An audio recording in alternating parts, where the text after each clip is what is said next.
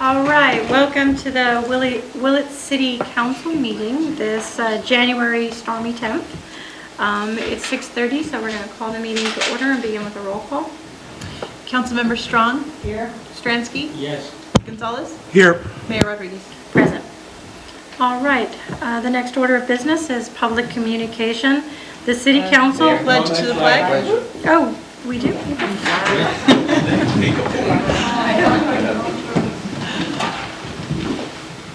I pledge allegiance to the flag of the United States of America and to the republic for which it stands, one nation, under God, indivisible, with liberty and justice for all. Thank you. Thank you.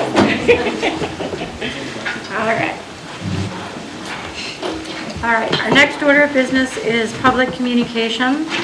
The City Council welcomes participation in its meetings, and comments shall be limited to 3 minutes.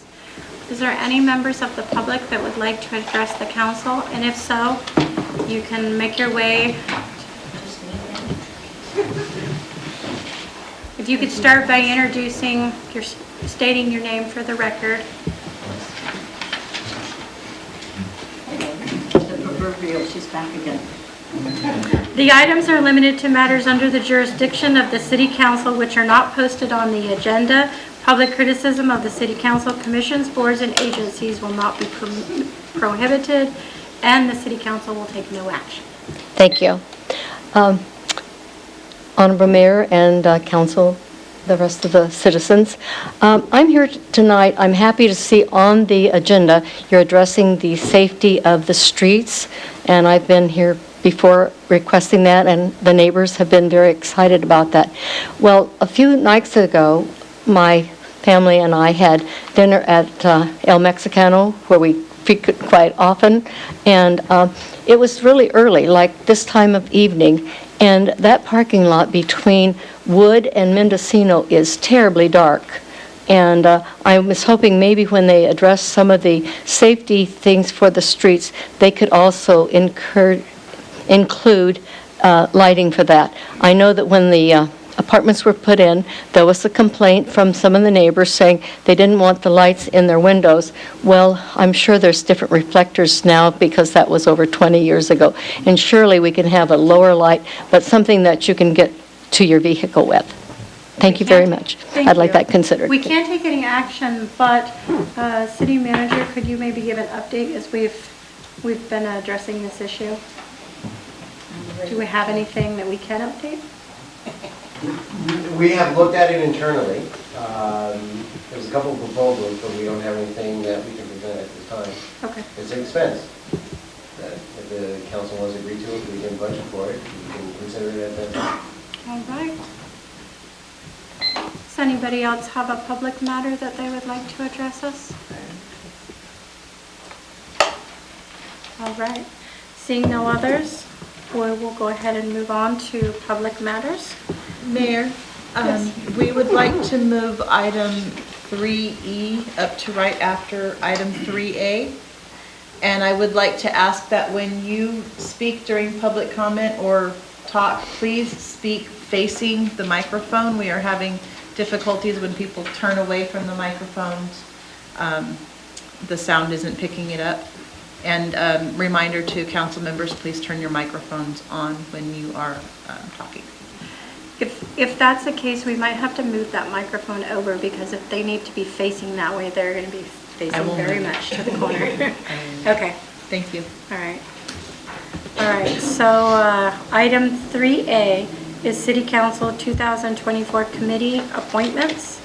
And I'd like to ask my fellow council members if there are any requested changes from the existing appointments. Do you have any requests? No?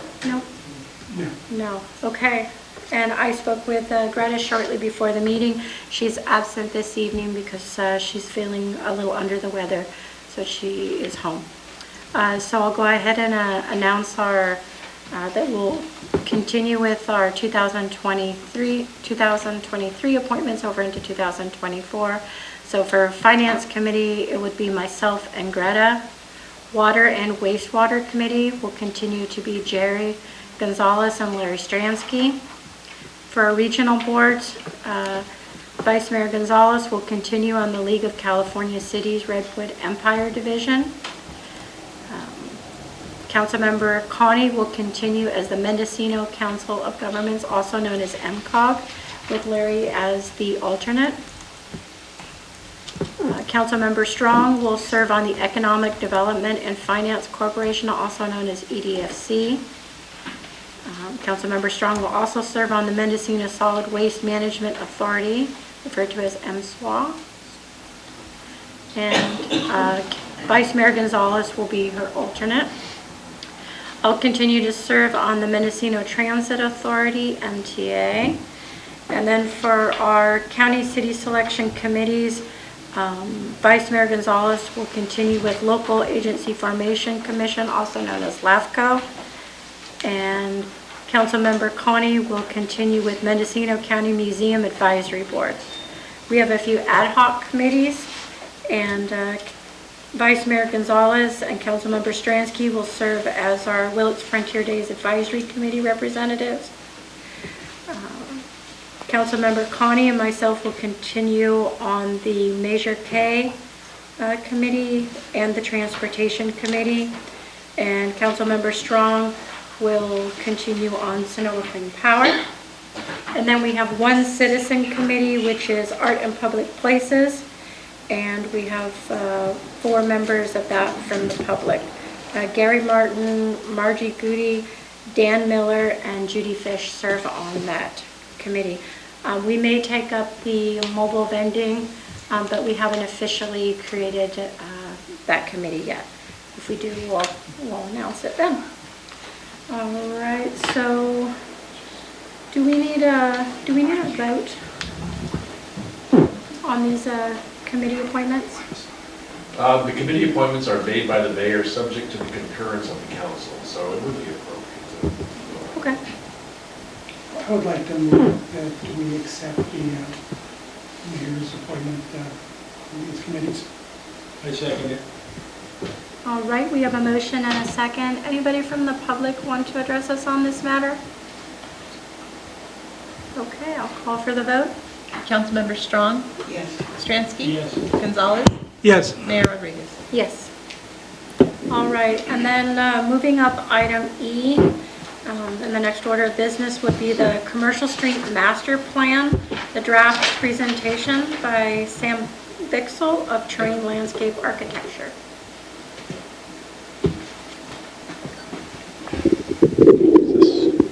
Is that all right? Can you hear me? Yes. Okay. Hello, Mayor Rodriguez and City Council. Thank you for having me back. I'm here today to present Part 2 of the East Commercial Street Master Plan, the East Commercial Street Corridor Master Plan process. When I was before you before, we looked at the existing conditions analysis and also community outreach effort. Today, we're going to look at the fun stuff, which is the actual plans, the concepts that we've made with city staff, and then also with community input. Before I get into the concepts themselves, I do want to address, I know that there's a lot of concern about funding. There are a lot of, you guys have had this packet, I think, for around a month now. There are a lot of ideas in there, and a lot of big ideas and some smaller improvements. We're working with the city manager's office and planning to identify and pursue grant opportunities through the federal government, through the state, and also on the county level. That's the main focus of how we want to fund these improvements. To date, we've applied for one grant, which was a pilot program through the federal government. It was very limited. We didn't get it, but there's going to be another round next year, and we have an applicable project, so we'll be reapplying for that. We're also going to be applying to the MCOG, the Mendocino County of Governors 2024 improvement grant for striping along East Commercial Street, and then we're also looking at the federal government. The Department of Transportation has a RAISE grant that is focused on vehicle infrastructure and with a focus on things like complete streets. So there are complete streets projects that have been funded through it completely in other rural cities, so it's a really great opportunity that we're also going to pursue. So As we went over this before, but just to kind of give an overview, we're talking about the East Commercial Street corridor, which is from Main Street along East Commercial Street to the eastern end of what is the existing recreation complex, the baseball fields and the skate park. You know, one of the big focuses of this study was to look at all of the institutions and businesses along East Commercial Street and to figure out a way to provide safe and easy transportation for bikes, pedestrians, and vehicles, maintaining access for industry and commerce. And then we're also looking at, you know, how can we improve the streets and these institutions, the parks, the museum, you know, the building that we're in right now. Part of the process, we had 2 open house sessions back in October. I think we had about 40 people that attended between both sessions, and we got a lot of really good comments on the initial designs that we've been able to incorporate into this draft that we're presenting today. The city also held a pizza social at one of the schools, and I think we had a really good showing of parents and students, and we had some clubs that we hadn't heard from before that also showed up and gave us some feedback that we were able to incorporate. So you know, before when we talked about the part 1, we had separated the street into 3 sections, which is section A, which is from Main Street to the railroad tracks, which is primarily commercial, civic, and recreation. And then there's also adjacent to that some residences. The middle section is from the railroad tracks to Lenore, and that's more commercial and industrial, so it definitely has kind of a different feel and a different solution in terms of streets. And then on the east end is the actual recreation complex itself, which is primarily civic spaces, and then the ball fields and also the rodeo. So overall for the streets, we're taking a complete streets approach, which is providing safe and accessible transportation for pedestrians, vehicles, and bikes. And so each one of these sections has different solutions that we're proposing. For this section, we've identified 2 intersections that we think we want to improve with bump outs, as well as multiple locations for speed tables so that we can bring down traffic. In terms of striping, we're proposing a much more clearly demarcated bike path, as well as bus drop-off locations with larger pullover spaces, and as well as improved street lighting. With these intersection improvements, what they really are, they're bump outs. So it's narrowing the street. So as you approach the intersection, it narrows, and that naturally just causes people to slow down, to be more mindful of everything that's around them. And then the speed tables themselves are, you know, mechanical slowing devices where you have to go over them. I mean, we've all seen speed bumps or speed tables in the town. So that is for section A, which is Main Street to the bicycle, to the railroad. We have one street crossing, improved street crossing at Bud Snyder Park, between the parking lot here and Bud Snyder Park, and then another one that is in front of the Skunk Train Depot, from their parking lot to their entry. And then also across, I think it's Madden, it's right there next to the Skunk Train. So for section B, which is kind of this more industrial commercial, we have Spare Time and the Mendo Mill. And when you approach from the railroad tracks, it looks like from that onward that you're getting into a more industrial area of the city. So what we've proposed for this is, again, restriping, improving the bicycle lane, making it more, clearly demarcated, but then also adding a couple of landscape bump outs so that we can get trees and plants to line the avenue, to soften the building facades, and then to just kind of create a more inviting thoroughfare down to the recreation facility. For section C, which is in front of the Rec Grove Park, the museum, Roots of Power, the library, and then also the sports recreation complex. We have 3 speed table locations that we've identified for safer crossing between Rec Grove and then the museum, what we're calling the Museum Row to the north.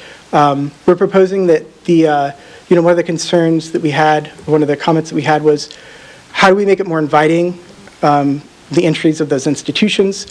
One of the things that we wanted to do was to increase that landscape island that's in front of them so that we can get some plants and some trees in there and kind of break up that expansive asphalt. We also have, I know that it's hard to see on here, but we do have light locations for light posts along the street for improved safety. We want to do a speed table between the parking lot for the north ball fields and what is now kind of that open field that is part of the county, part of the rodeo, and then also another one that's to the east of that, because we're also looking at improvements for those lower sports field complex, So this slide, part of what we suggested in part one, our recommendation, our existing conditions analysis and community outreach, was that there could be some kind of a signage package that could be thematically, could play off of the Willits Hearts of the Redwood sign that everyone, connects with the city. And so we wanted to take that gateway sign and look at different locations where we could put that along East Commercial Street. We've identified three, not necessarily that we're proposing three, but these are three possible locations. One would be at Main Street, kind of looking down East Commercial as you turn right. The next one would be at the railroad, which would then lead you in down to the recreation complex. And then the other one would be actually at what we're calling the recreation district itself, right in front of the library and Rec Grove Park. On the bottom is also just a little rendering of what it would look like to have, it's looking from the railroad down to the recreation district, what it would look like to have just some, improved street trees and plantings, softening the edges of spare time, and then also the Mendo Mill, making it just a little more inviting. So part of this process was looking at different parks and institutions along East Commercial Street and possible improvements. We did have, one of the things that I'm showing here today, which is we have this farmers market pavilion, is already funded. It was funded through the Clean California grant that the city planning department was able to get. And we were able to take, their work and the size of the farmers market structure that they got funded and put it into this design. And then on the next slide, we'll also show some renders of what that could look like. For Bud Snyder Park, and for all of the parks and all of these improvements, we're looking at being like additive and not necessarily just redoing things. We want to work with what's already there to enhance it, to provide more opportunities for recreation and amenities. So for Bud Snyder Park itself, all of the existing pavement, those circulation paths, we're saying let's keep those, but let's work with what we already have. Like around the Centennial Monument, we have a kind of an open patch of landscape. It would be nice if we could actually make that into a Centennial Plaza. Part of the funding for the Clean California grant was for chess tables, so it would be a really nice location to have trees, a plaza, chess tables, so the community could gather. And then as people go to the farmers market, they would also have a place to sit. Adjacent to that, we're proposing just a small splash pad with shade sails, which would just provide more usability during the summer, having kids down to play in the water. And it's also kind of a low impact solution. And being next to the restroom, we already have kind of infrastructure there. The farmers market itself, we have located to the north. And then we're proposing three permeable paths that are either like crushed rock or decomposed granite. And then also having a community garden that's right next to the farmers market that then could have, it kind of would create some, a connection between the community and the farmers market. As people grow things at the community garden, they could even have a table at the farmers market where they could just take, what they've produced in the community garden straight to the farmers market and sell it to the community at large. Another thing that we're recommending is renovation to the existing restroom. As well as improvements to the playground structures, rehabilitating the safety surfacing, and also replacing the existing chain link fence with something that's, maybe a little more visually appealing, like a black aluminum panel fence. I've already talked about the street improvements. We have the speed table that goes between Bud Snyder Park and the community center and City Hall. We also have proposed that maybe we could look at the paving for the parking lot out there, so that could be more of like a flex plaza. It could also, like, if you had a big event, if you wanted to have some kind of big event down at Bud Snyder, that could be like a performance space where you could actually set up a stage and have people there. And then also just propose to kind of redo the striping to consolidate the ADA parking in front of this building, and so it's not kind of spread out into that middle island. As part of this too, we have landscape beds that we're proposing also in the parking lot, just to kind of eat up some of that hardscape. So this, on this page, you can see a rendering of the possible farmers market structure, what it could look like, as well as a portion of this, like the Centennial Plaza that would be associated with it. And in the background, you can also see the community garden.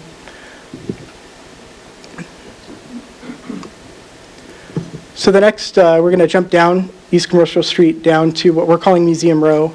The concern that what we were told about this area was that really the focus is on street frontage, improving the street frontage, making it more inviting to enter into the library and the museum, and also giving Roots of Power a better presence along the street, because right now it's blocked by all of the trees that are there. So what we're proposing is just like a simple planting palette that would go down that whole row of buildings that would just connect them all into one kind of solid aesthetic, presence, providing opportunities for art. Like we have, like library art. Also providing signage in front of the library, museum, and Roots of Power, so that people really know that they're there. At the back of the museum, it was also requested that we create like a performance area that could be rented out for parties or community events. So we've provided, proposed an area for a stage in the Oaks back there, as well as just a little improvement to like expanded paver areas and maybe some arbors or pavilions that could be built back there, as well as a restroom. In front of the museum, one thing that came up during our community open house was we didn't have a good representation of the Veterans Memorial, and that was an oversight on our part. So we really wanted to stress that the only thing that we're doing around the Veterans Memorial is planting and enhancing its presence, and we're not going to remove it or alter it in any way. In front of Roots, the idea was to take down some of the smaller trees, leaving the larger, more mature trees and not touching any of those, and then providing an area where Roots could essentially take the steam engines that are under the trees right now that aren't really present into more of a plaza where, people would then go to the plaza. They could look at the steam engines. There could even be like a little, like a railroad stop awning over it, creating a nice presence and feel for that. And then also creating an access path around to the back to that plaza, because right now there's no pedestrian access around the building. So on this next slide are some renderings of this, like the improved library entrance with a library sign. On all of these entrances, we're saying to just increase the width of the walkways going up. That would just immediately make them more open. The bottom image is the county museum with the Veterans Memorial, and then just planting around it, as well as a sign in front of the museum. And then in the middle on the top, we have a rendering of this Roots of Power plaza that would definitely extend it out to the street and give it more presence and really let people know that it's there, as well as a possible sign. So for Recreation Grove Park, before I get into this, I just want to say, like, when we designed this, our primary objective was not to remove any trees, to keep all of the trees that are there, and to just enhance, accessibility, and then also to look at some of the stormwater problems that we have in the park. Like, when we came during the wet season, you couldn't really walk through it. I think you all know it. It just turns into kind of a bog. So what we were proposing for the stormwater is to remove part of the asphalt in the middle of the existing asphalt, and in that area where it floods pretty pretty significantly right now and turn that into a stormwater facility while still maintaining access and parking to the existing access and parking that is there right now. We have at the top left a better, like a signage location, as well as a gateway between the museum and Rec Grove. There's an existing, we had a picture of the park. It wasn't the Recreation Grove Park. There was like a, the old parks where you would drive your car in and you would sit. So there was a precedent for a sign for a gateway to that we found. And it would be cool, we thought it would be neat to recreate that sign and to bring that history back, but obviously not allow cars to drive through it. One thing that we had in our initial design package for the open house was we had put in an amphitheater where the existing band shell is, and we were told by the community that it's not something that we want. We want it to remain open. We want it to be the same orientation. And just to provide a larger area for dancing and for activity during, whatever festivals during the car show. So what we proposed is just to expand that area under the trees and the clearing that's there, and to also just to improve the band shell itself to make it a little more open and I guess what would be considered modern. For the existing snack shack, as well as the pavilion. We think that they would just need like renovations, finishes, paint, stain. They're good structures. We're also proposing maybe another structure that could be between what are this outdoor game area that's in the middle to the right, and that existing structure.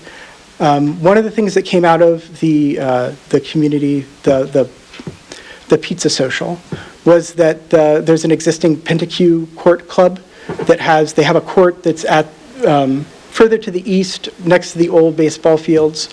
And so we thought it would be nice to kind of out, in this little corner to actually provide them an opportunity in Recreation Grove Park where they could have a dedicated play space as well as, space alongside the existing space for like horseshoe, or if we wanted to do some other kind of outdoor activity game there. So moving down to the south, we have the stormwater facility that we're proposing where the existing parking lot is. We thought that bringing the playground up to be closer to the parking lot would be a good idea, and then we could also, it would provide an opportunity for some kind of interpretive or learning opportunity on stormwater, but adjacent to that facility, and also bring it closer to the bathroom. All of the paths that we're showing in here are permeable paths, so they'd be decomposed granite or crushed gravel. The idea being that it would be like a minimum amount, a disturbance to the existing trees. It would also wouldn't affect the amount of water that they get, or really any of their kind of the critical root zone. So we have these paths that are proposed that would also provide better access during the wet months, because there would be clear walking spaces for people. And then we've also have a couple of areas where we have little rain gardens, which would just be depressions so that water could collect in those areas and then not, flood wider areas that would also support the moving through the pedestrian access. And the bottom on the middle is a basketball court that is funded by the Clean California Grant. That's the size of a regulation court. And then along the paths, we have proposed these like recreation nodes where you could have like maybe a pull-up bar or a box step so that they could do a circuit around the park, and then as they go, they could do pull-ups, or they could, get some exercise along the path in a more active way. So on this page is a rendering of the expanded event space in front of the band shell, as well as just an idea of like the car show could be centered around this. So you have music in the band shell, the cars around, surrounding, and then people could just, walk around, I'm sure as they already do, during these events. There's, for the fitness nodes, we have a picture that is someone doing a pull-up, so it would be something like that, something simple, that would just a couple of stations that would be located along the paths. So for the Northern Sports Complex, the big focus for this that we heard from the community was lighting. So we do have a layout for sports field lighting.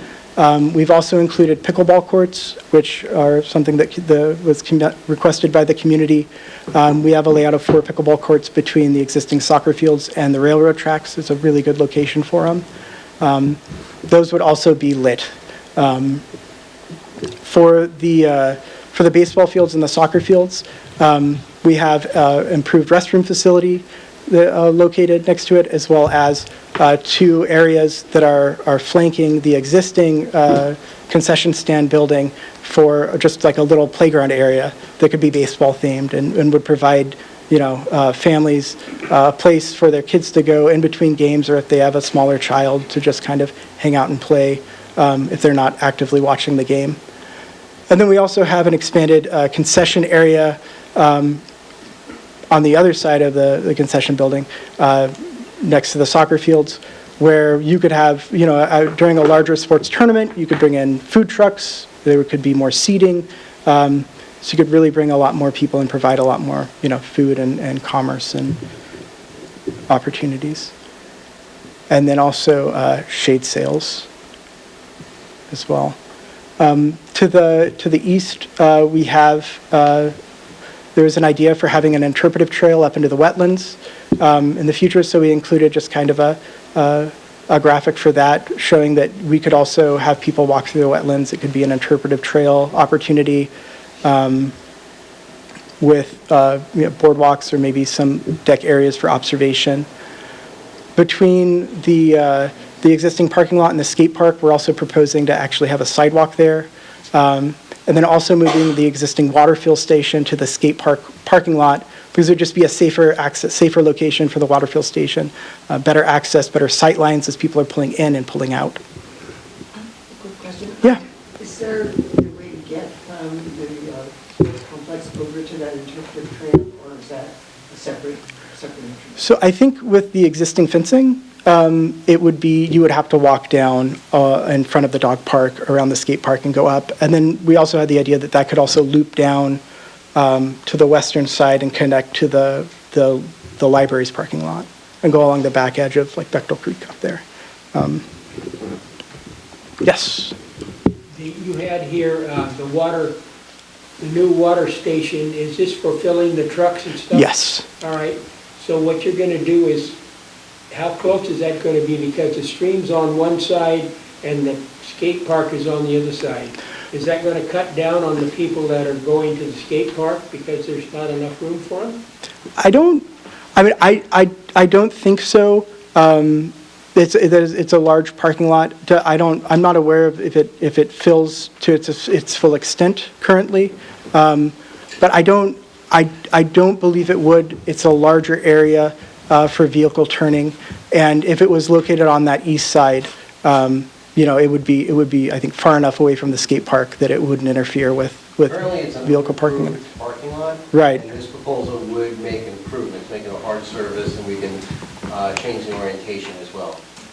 Okay. Yeah. There appears to be a very Yes. large amount of space, that would be a more suitable space for the trucks. The question will be ensuring that there's no idling while they're waiting to fill their tanks more than a space. And preferably, it would be nice if those trucks didn't exit close to the entrance of the skate park, if they had their own exit, so that they could, ideally, they could go in and out without coming all the way to where the skaters are. Okay, yeah, no, that's something that we could definitely do. And then also, we have a concept drawing.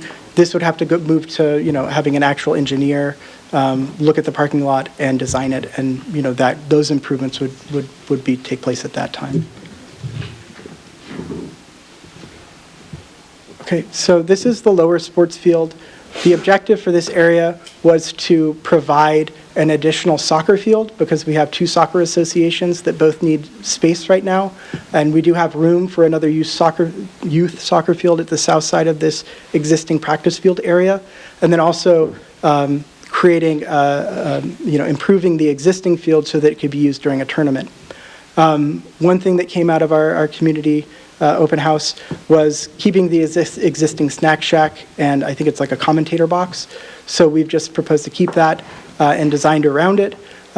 We have an access drive that goes down so that, so that there could be vehicular access down to the soccer field for unloading and loading.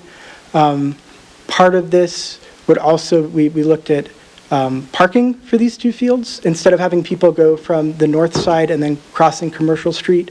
And then also with the increased, fields would also be an increased need, we would need to increase our capacity for parking. And there's ample space there to just kind of reconfigure that existing gravel parking lot into a more permanent parking lot. And then we also have, as part of that, restroom improvements, which would be that existing restroom structure is kind of defunct, so it would just be replacing that structure with, there are a lot of options like these, what they're called Portland loos, but essentially they're these permanent outdoor restrooms that are steel, easy to clean, easy to access, or just an actual restroom structure. And then we also thought that would be another good space to have, like maybe an area for food trucks or concessions, maybe a pavilion for people that are between games to just kind of hang out and be in the area. And then at the bottom left is just a bird's eye view of what that would look like, and with the county yard in the back. Something to take in consideration in that thing is that the Little League is currently doing a rehab on that field in the far right corner. So there may have to be some potential playing with the, switching of maybe that potential field in the upper left corner, maybe flip-flopping those, or I know we're talking about down the road, but that's something we'll have to take into consideration as the community's investing in rehabbing that field down there. Just wanted to throw that out there. Yeah. So this is one of the requests from the community. I don't know if, Brian, if we should go through this. Go ahead. Okay. It would be nice to have the baseball fields together and the soccer fields together so that those two uses were separated and not kind of commingled. So this is just an alternative field layout that we threw together with the Little League regulation size, and then also youth soccer fields sizes, field layouts, just to kind of show it could be reworked and things would still fit. One thing that was also provided in the packet to you was we have like an appendix in the back where we provided kind of a phasing idea of how these projects could be phased, or like how they could be separated out individually. We also are providing design guidelines, just looking at materials, light posts, benches, so that throughout this whole corridor we're using the same items and we're creating a connection between all of these different civic spaces. And then we also have a plant list in there. It's all native or native compatible plants that are low water use and low maintenance. So those are all items that they're also going to be included in the final draft of this master plan, which hopefully, given your comments, will be in front of you either next session or the session after. That's the end of my presentation. Are there any questions about what I went through, or concerns or feedback concerning the master plan? Yeah, I mean, I guess for me, it's just the whole concept of swapping fields. For me, it's too early for me to be voting on anything like that anytime soon. Right. And that from our constituents a little more. Yeah, that sheet is not in the master plan proposal. So that was just a quick idea, because we had, during the pizza social, we had a comment about, how could we consolidate field uses? So we're like, well, let's There's a lot of community investment, both emotional and physical. I know. I tread lightly until I knew how they felt. But I want to state it's not in the master plan that's going to be before you. Yeah, and you started out by saying this already, but some of the ideas are very ambitious. Yes. Monetarily especially, and also just in terms of the community making changes. So some of them are very ambitious and you might not get to them for a really long time. Right, right. Until, billions of dollars dropped in our laps. But I don't really see an attempt to prioritize, to say these are ones that are like the low-hanging fruit that we think we can probably get funding for, and these, 10, 12, whatever they are, we think we can move on fairly quickly, and here's, longer-term ones, and here's ones that are high in the sky and Yeah. don't hold your ground. So in the draft report that we provided, and in the appendix and the addendum, there is a phasing and priority list where we have identified really focusing on safety and street and what improvements need to be made kind of immediately or, are feasible to be done sooner than later. With this report, working with the city and the community, we just wanted to kind of catch everything. And we know that, a lot of these ideas, they are big and grandiose, and maybe they're not all going to be built. But the idea was the more that we put in the report, then the more opportunity that we have to pursue grants, to have something to sort of like, oh, we have worked on this. We do have this idea already in process. And so that was kind of the idea behind the whole thing. I think that, when we look at doing concepts, we like to go big with the realization that as we move through the rest of the design process, it kind of winnows down depending on funding or availability. I guess I just don't want the public or even the city council to expect that it's sort of like we're going with this whole plan as opposed to we're going to pick up the things that are doable now. Right. And so maybe, especially when we actually adopt it, don't have unrealistic expectations about how much of it we can do it on a time frame that's reasonable. Right. And we know that the completion of a lot of these projects is just going to depend on grant funding. So, as we apply for grants, as we receive grants, then things will start to happen. But that, like you said, that can be a long process. Yeah. And I even have heard a few people say, well, this sounds really nice, but on the other hand, what about all the potholes in the street that we haven't gotten to? And, we're having to weigh what we can do, how much we can do here, even with grant funds, if we also are competing with all the other things we know the public needs for safety. So. Right. Councilmember Stransky? I think it's a very nice, I forgot to do that. I think that it's nice, but it's going to be a lot of work to do this and a lot of money to do this. And Madge is right, we have potholes on the street that we're going to have to do, and there's other things that have to happen in our community alongside this for everyday work. And I think it would be very nice, and I don't remember reading it, a priority list of how that you want to start integrating these things into Commercial Street. I mean, where do you want to start? Are you just going to hodgepodge, or are you going to do it in a systematic way, or how is this going to happen? I mean, I don't remember reading that in the report that you gave. Okay. In the back of the report, we have an exhibit that has that information. The immediate focus is streetscape and safety improvements. So, the first thing that I went over, which was the street itself, safer crossings, lights, bump outs, controlling the speed along East Commercial Street. We had there was a traffic study that said like 30% of the vehicles on East Commercial Street are going over the speed limit. And a lot of the concerns were along safety. So that's where the priority is for like initial funding and looking at, what we want to complete.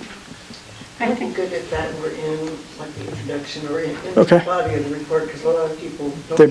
They're not going to get to the appendix, yeah.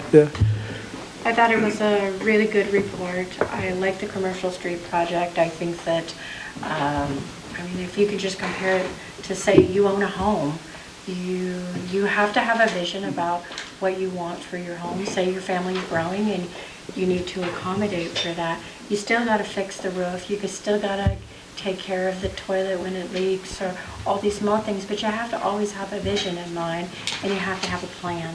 And I think that it's important that your council has a vision for what they want the city to look like now, 5 years, 10 years, 20 years, long after we're gone. And then we have to have a well laid out plan, and you have to keep working towards it. If you don't have vision and you don't have plan, you're not going to have progress. You're just going to have old, dilapidated cities. And I think that this is an important component in ensuring that we know what our vision is and we have a well laid out plan. Some of the questions they were talking about was that that matrix, and you would refer to it. So for those of you, if you have the packet, if you turn to page 121, it's the appendix. It's got the phasing strategies, and it has each project that you've laid out, and it tells you in there what item, for example, streetscape update. It has a 3 next to it for priority, and from the time you get the money until the time it's done, you've set up a time frame. For example, it's 3 to 5 years on that project. And the number 1 priorities that were laid out in there was speed table, signage, and crosswalk lighting as it pertains to, in general, to commercial street. And most of the sports complex things were 2s and 3s, with the exception of the let's see, the water station received a 1, and the reason I believe it probably received a 1 is we've heard significantly from the public about the safety concerns with the trucks pulling in, so it seems logical that that should be a priority. And then the safety of our sidewalks, particularly around the station. And as you go through it, it's just it's 4 pages, front and back, and it lays out each item, where it is priority, how long it'll take. So I printed this out so I could put it on my wall and not lose track of like what it is we're working towards. So I was really happy with the plan. I thought it was well laid out. Some things that I had concerns about was a little bit about the flipping of the fields. I'm not for or against any. I'm open-minded about whatever the community wants, but wanting to ensure that the community has ample opportunity to be heard. And then the narrowing of the roadway. In concept, I like it, but at the same time, I'm a little nervous about it because it is commercial street. And we do know that there are commercial vehicles that go out there and wanting to make sure that they still feel like they have the space they need to be able to drive safely through it, and there won't be some limitations on their ability to transport on those streets. The other thing is that there's been quite a bit of landscaping done in Ukiah on State Street, and if I'm honest, as a driver, I don't like it. I find it very hard to navigate those tight corners. Yeah. And I avoid the street at all costs. I take the back roads, the side streets, and so I would be a little nervous about how narrow we're narrowing them and how close those rollouts are. Not to say that I don't think it's a good idea, but just making sure that they're not too tight, because I think Ukiah, in my opinion, theirs are too narrow. Right. So if tomorrow when you go out and you look at the street, the bump outs that we're proposing just go to the outside of the bike lane, right? So the bike lane is still there. Your standard, street lanes are there as well. So that room, and then also the intersections that we have identified where the bump outs are won't impede like a common place where a truck would turn, like from commercial onto Main, or into spare time, or into the Mendo Mill. So that was something that we were very conscious of, that freight traffic needs to be maintained. And I like the idea of the smaller arch, regardless of where it is on the street. I think that it just invites people even further to come into that downtown area and maybe even make that turn on the corner. It seems more logical over here just because Main Street can see it. and gravitate down here, but again, I have no preference. We'll see what the community wants. Right, yeah. All right, with that, we will open it up for any public comment. And if you'd like to comment on this, we're not making any decisions today, but if you'd like to add anything, one at a time, if you'd like to step up. Yeah, and if they have any follow-up questions, you may go back up there again. All right. Go ahead and then camera off, you'll be next.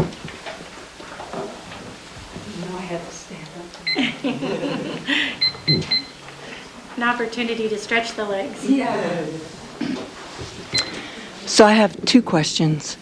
One is, will the track still be around the fields? Because a lot of us exercise there every day, and I walk my dog. And would you mind stating your name for the record? I'm Peggy Weber. Okay. Yeah. You don't have to, but it's helpful. Yeah, and I'm a resident on the west side. And then the other one is, did you say the pétanque courts were going to be moved? Yeah.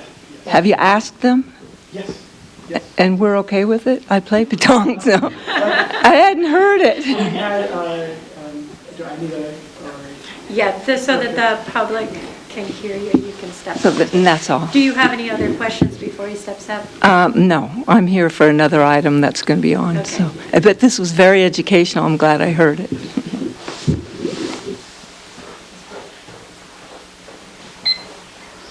So the first question was about the track around the field, and yes, the track will remain in its current configuration, exactly how it is.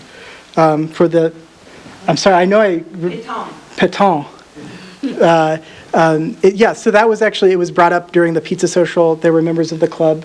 So my firm didn't run the pizza social. That was run by city planning. Okay. So the comments that, I don't know who the comment came from, but essentially, we mentioned that, well, in the plan, where the current court is where the parking lot was proposed. So the idea was that we could, take it from that location and then put it into Rec Grove Park. The logic was that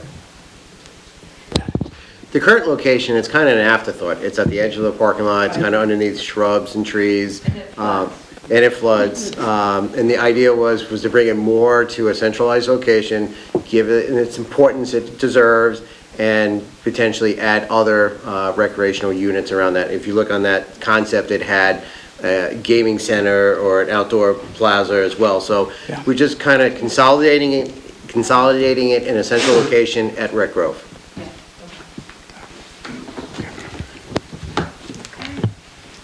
Virginia?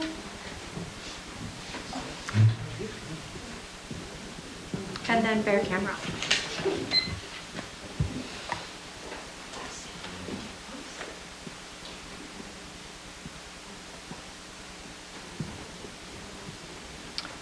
Virginia Stransky, and I didn't hear Frontier Days. We've been famous for our rodeo, for our barbecue, and the 4th of July, the town finally does come alive. But I just wondered how much space, because we have a lot of young people who come up, and the Sweetheart program has been very dear to the community. And I have to be honest, I have not studied the plan, but when I'm sitting here listening, I'm wondering, where's Frontier Days included in this? Well, I see them still where they are, but I didn't see any changes to their facility. Have we had any feedback from Frontier Days about wanting any changes to their front? So the main...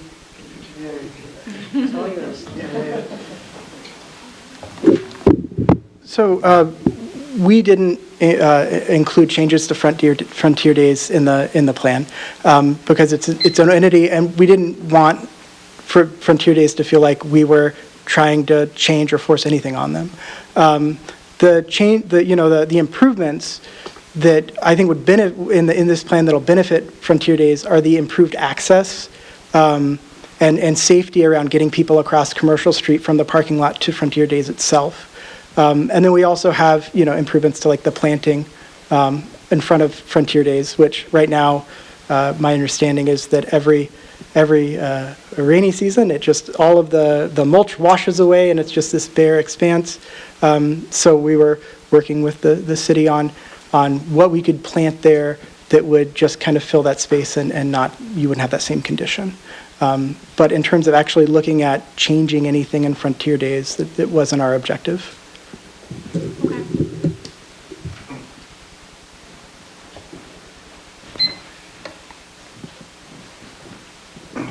Hi, I'm Bernard Kameroff, and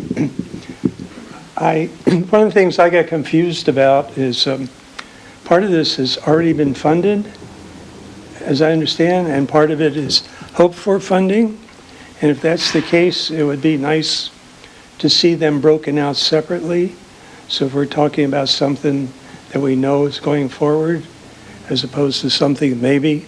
And also, when I hear about City Park, Bud Snyder Park, adding a pavilion that will bring more people, adding a community garden that's going to need some oversight, adding some sort of little water play field, and all that is going to require maintenance, long-term maintenance that the city is going to have to pay for.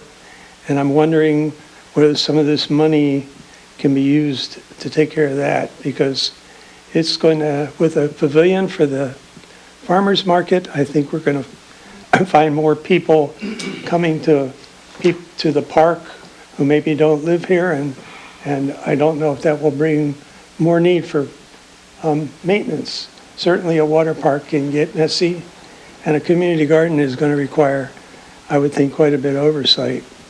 And so it would be nice to see if that whole project was separated according to what is financed and what isn't. And finally, as a member of Roots of Motive Power, they would really like you to come and talk to them, because they are not aware of hardly any of this except for what we saw at City Hall. Thanks.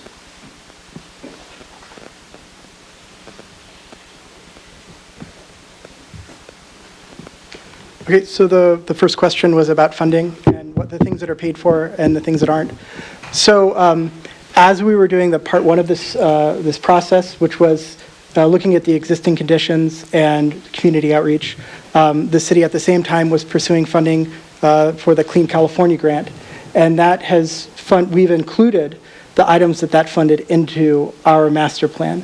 So those were separately funded, not part of our effort, and those items were the farmers market structure, so there is funding for that already, the basketball court in Recreation Grove, and then I believe the chess tables in Bud Snyder Park. So those are the items that have money from the Clean California grant, and we'll make that clear in our report that those things have already been funded. In terms of additional maintenance, all of these items are going to require additional maintenance. I think our hope is that, some of these items are worth the city expending that money. Like, for instance, having a splash pad in the park and being able to provide an area for kids in the middle of the summer to go and play, where it'll be cool and it'll actually have people, in the park in the middle of the summer, families hang out and playing. Like, I would hope that would be a maintenance cost that would be, justified. I guess, in terms of grants, it's capital funding to actually get the thing built. And then, yes, it's on the city to allocate resources to maintain those items. Brian, I don't know if there's more to add to that.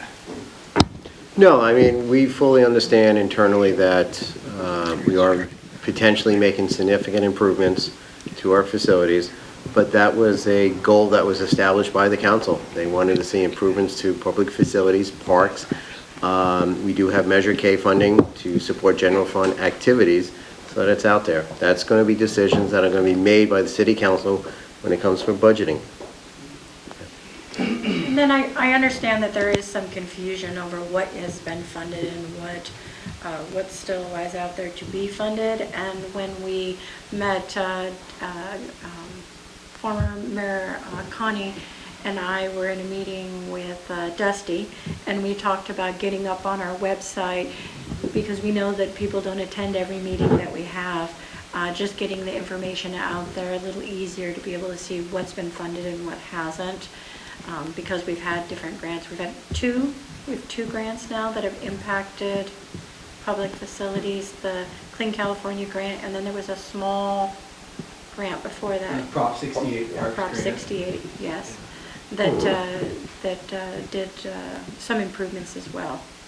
So you can look forward to some information, a clear sheet, so you can see what was funded and what's still out there to potentially be funded. And so the final item was reaching out to Roots of Power and having them more involved in the process. And I agree with you, it's something that needs to happen. We've proposed improvements to your street presence.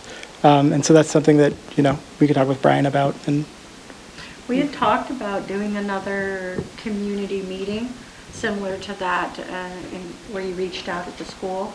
And maybe Roots of Motive Power would like to host the event either at the museum or the library or at Roots itself. So we could look into that. That can be arranged. Yeah, we could look into that. okay. Thank you. All right. Go ahead, Joe. John Kavosnica. It's a beautiful plan, really nice, well thought out. I was thinking about your granite walkways. That park frequently gets, a foot of water, rushing water through there, and they'll wash out. They'll end up in the outlet creek. I would not recommend putting granite walkways in the park because they'll be gone, And I was also wondering, why don't you guys just keep the water station where it's at, away from the kids that are playing over there? Just keep it where it's at, It seems like a good place right there. There's a lot of, you'd have to make that section of asphalt over there that thick, to support that truck traffic. They're heavy and they turn and they twist and breaks the asphalt down and you'll be fixing it. And yeah, that's the only thing I thought. But otherwise, it's a beautiful plan. Good luck. We have had quite a bit of feedback, John, just so you know, about the safety where the trucks are currently at on the south side of the street. We've had some near misses and quite a bit of idling and other issues. Yeah. So for the granite walkways, they wouldn't be constructed like without having a stormwater plan where we would be diverting water and making sure that they maintain their integrity. We wouldn't just be slapping them down and what exists right now. Part of that was providing a stormwater facility and outlets so that water would move through the park in a more controlled manner. So that would be something that would be, if that moved forward, it would be part of another process where we look at, how are we going to keep them from washing out? And how are we going to make sure that the park isn't flooded with a foot of water? If I may, Yeah. I just want for a clarification. The other planners and Sam and his team, I overruled them. In their concept, they had much more boardwalk or raised or elevated platforms in the wetland areas or the wet areas. And I just saw that as bigger maintenance and some liability issues having a raised boardwalk. So I advocated to take that out of the plans early on. So we can take a look at it. If you notice on the concepts, it did have smaller segments of boardwalks, but the original concept, literally the whole south end, the trail segments were raised, either boardwalks or other elevated platforms. So we could take a look at it. We recognized there was going to be inundation and standing water. We can revisit it. So. And for the water station, so the thing that sparked this whole process Right. was the water station and the safety issues around it, with trucks pulling in and out of that parking lot, not having clear sight lines. And I think there had been a couple of near accidents in that area. So that was actually the thing that started this whole process.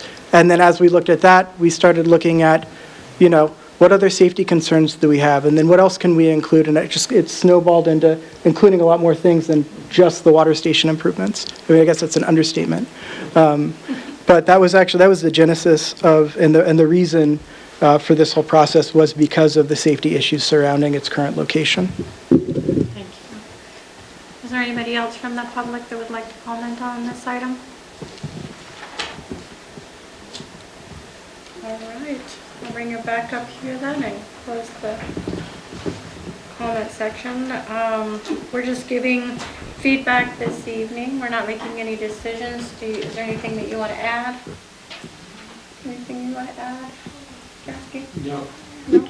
I just want to say thank you for bringing this in. And again, for the public, it is a concept, and I like the idea of separating out the projects that are funded, because I think that it's been a lot of confusion. And I know what happened before. I know we had comments about pickleball courts being laid out the wrong way and all this, so the public is listening. Yeah. But I think a lot of them think this is happening right away, and so getting that expectation tempered is important too. Right. And like Mayor Rodriguez said, we do provide like a little bit of a temporal guideline of when these things might happen, or when we would like to see them happen. It could be stretched out even more than what we proposed. Thank you, sir. Thank you. Yeah. I know this was great, and there'll be many more meetings, I'm sure, on this topic. Some people are hearing it for the first time, and others have heard it several times. I think we've been over it. How many, Dusty, for clarification, how many meetings of the public have we had on this in addition to council meetings where we've had presentations? Would you say 4? At least 4 public meetings, as well as quite a bit of discussion at council. So we're taking our time, we're working on it, and we're making sure that it's a community vision. So yeah, thank you. Yeah, thank you. Thank you, Sam. All right, that concludes 3E, and so we'll move on to B, which is an update from Little Lake Fire District Department. Do we have a representative here this evening? No, you just have a written report in the package once again. Okay, so you can refer to the written report. There was quite a bit of activity in there. Moving on to item C, which is an update from our Mendocino County 3rd District Supervisor, John Haschak. Good evening, council, and Happy New Year's. So, let's see, there's quite a few things going on. So, we had a community development block grant meeting the other day, and it was open to the public. And really the idea is the county's looking for proposals for, any kind of development that has to do with mainly housing this year. And so just wanted the city to be aware of that. We had that meeting on Monday, but if there's any interest in pursuing any of the community development block grants, just let me know, or Kelly Hansen at the county is in charge of that. So I know we have a meeting coming up, but I would be interested in finding out what kinds of projects are allowable under it, and then I would be curious how, from your perspective, how you think that certain things could benefit Willits and how we fit into that as we start to look at it and figure out, what benefit we can take from it to implement or apply for. Yeah, we can certainly talk about that tomorrow too, okay? And the finances, which has received a lot of news, that I think that we're really turning the corner on our financial reporting and understanding of what's gone on in the county for the last few years. And so there's already been $10 million of cuts and revenue enhancement ideas that are being implemented already. So we're trying to make sure that we have a balanced budget in June. The Great Redwood Trail is having their we have meetings every 2 months. I'm on that board, and we're having the meeting on January 25th in Ukiah, it rotates because there's representatives from Marin, Sonoma, Mendocino, and Humboldt. So on the 25th at 10 o'clock, it will be in the chambers in Ukiah, the board chambers. Okay. The museum, we're still continuing looking at options for different models for, running the museum. And so there's a meeting next week, and, I think the meetings have been productive so far, and it's not going to be overnight, but we're looking at, is there another entity that could take on the running of the museum rather than the county? So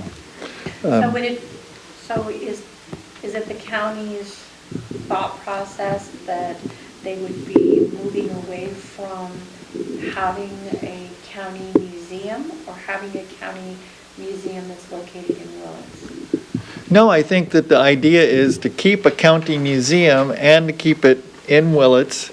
It's just the running of the museum. Is there an outside entity that could run it better than the county's doing it right now?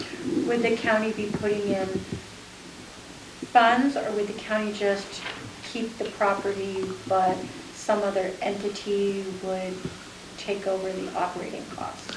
Well, I think the county understands that there needs to be contributions from the county regardless of who the management of it. So I think there is a commitment to ongoing. We're just trying to reduce some of those costs. Trying to figure out a new partnership so that you can ensure that there is a county museum, is what it sounds like. Right. And, the idea is that there might be other entities that can run the museum better than the county because the county's restricted on what it can do. Just like the store in the museum, we can't make a profit, and so we can't, it's hard to even sell merchandise. And that's why the store hasn't been happening. Okay.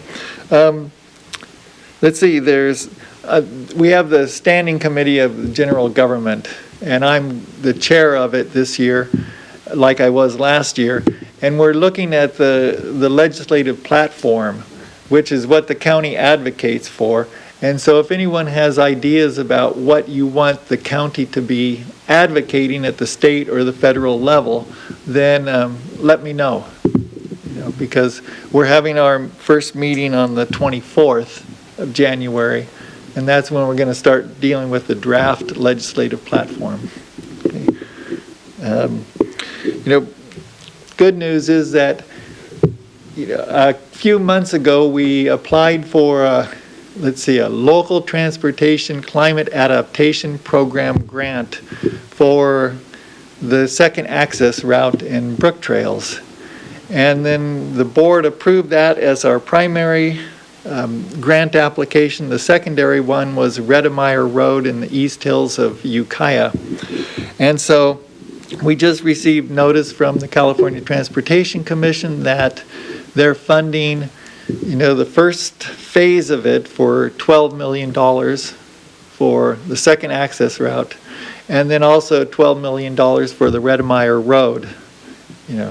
And so talking with the head of the Department of Transportation, that will get us the design and the environmental review and maybe some more, moving down that road or creating a new road.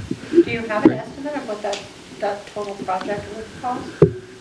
Well, it was $50 million was the estimate. No, that was a recent one.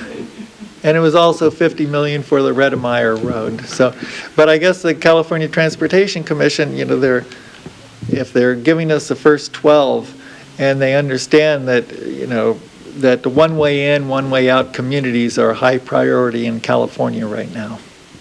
So is there word from the state that there will be round 2 follow-ups for people who received awards in the first round? Yeah, the idea is that there'll be more rounds of this, and so it's not like you get one round and then you're out. You can apply a second round if you were selected. Right. Okay. The tax sharing agreement, I guess, is coming to the board on the 23rd of January, and I don't know the specifics of it, but I hope it's mutually beneficial to the city and the counties. So, We hope so. We hope we can count on your vote too. well, yeah. And, I appreciate the Chamber of Commerce for putting on this, the state of the city, the state of the county, and the state of the state, and that's on the 18th at 5:30 right here.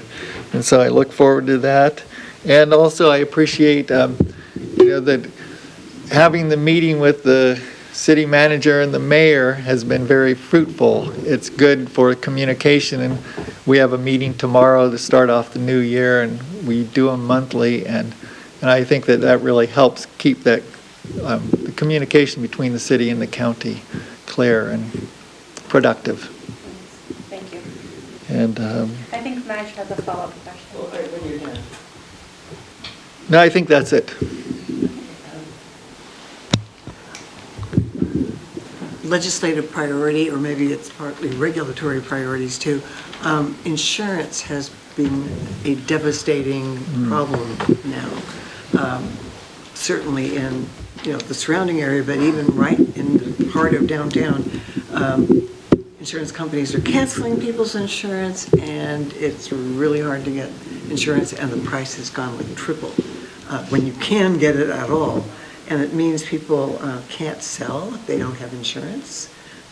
It's going to be a ripple effect of proportions that we can't even anticipate if we aren't able to help our citizens get insurance.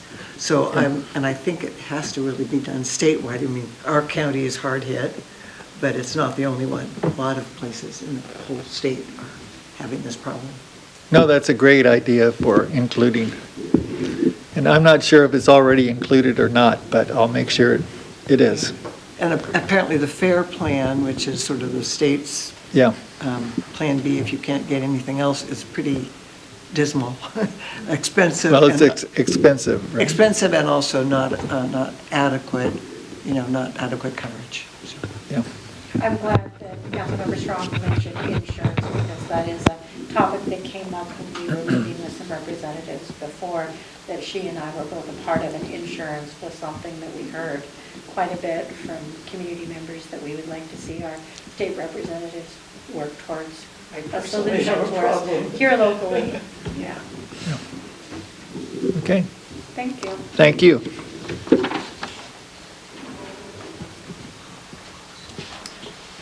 All right, our next update will be from the Willits Chamber of Commerce. This is their quarterly update. Hello, everyone. Happy New Year. I'm Susan Mahoney from the Chamber of Commerce. Tonight, I'm going to be talking about the last quarter in terms of chamber activity, but then I'll be discussing the signage project as well. So this quarter was fairly quiet at the chamber. We had some closure because of the holidays. We didn't really do a big Christmas event this year.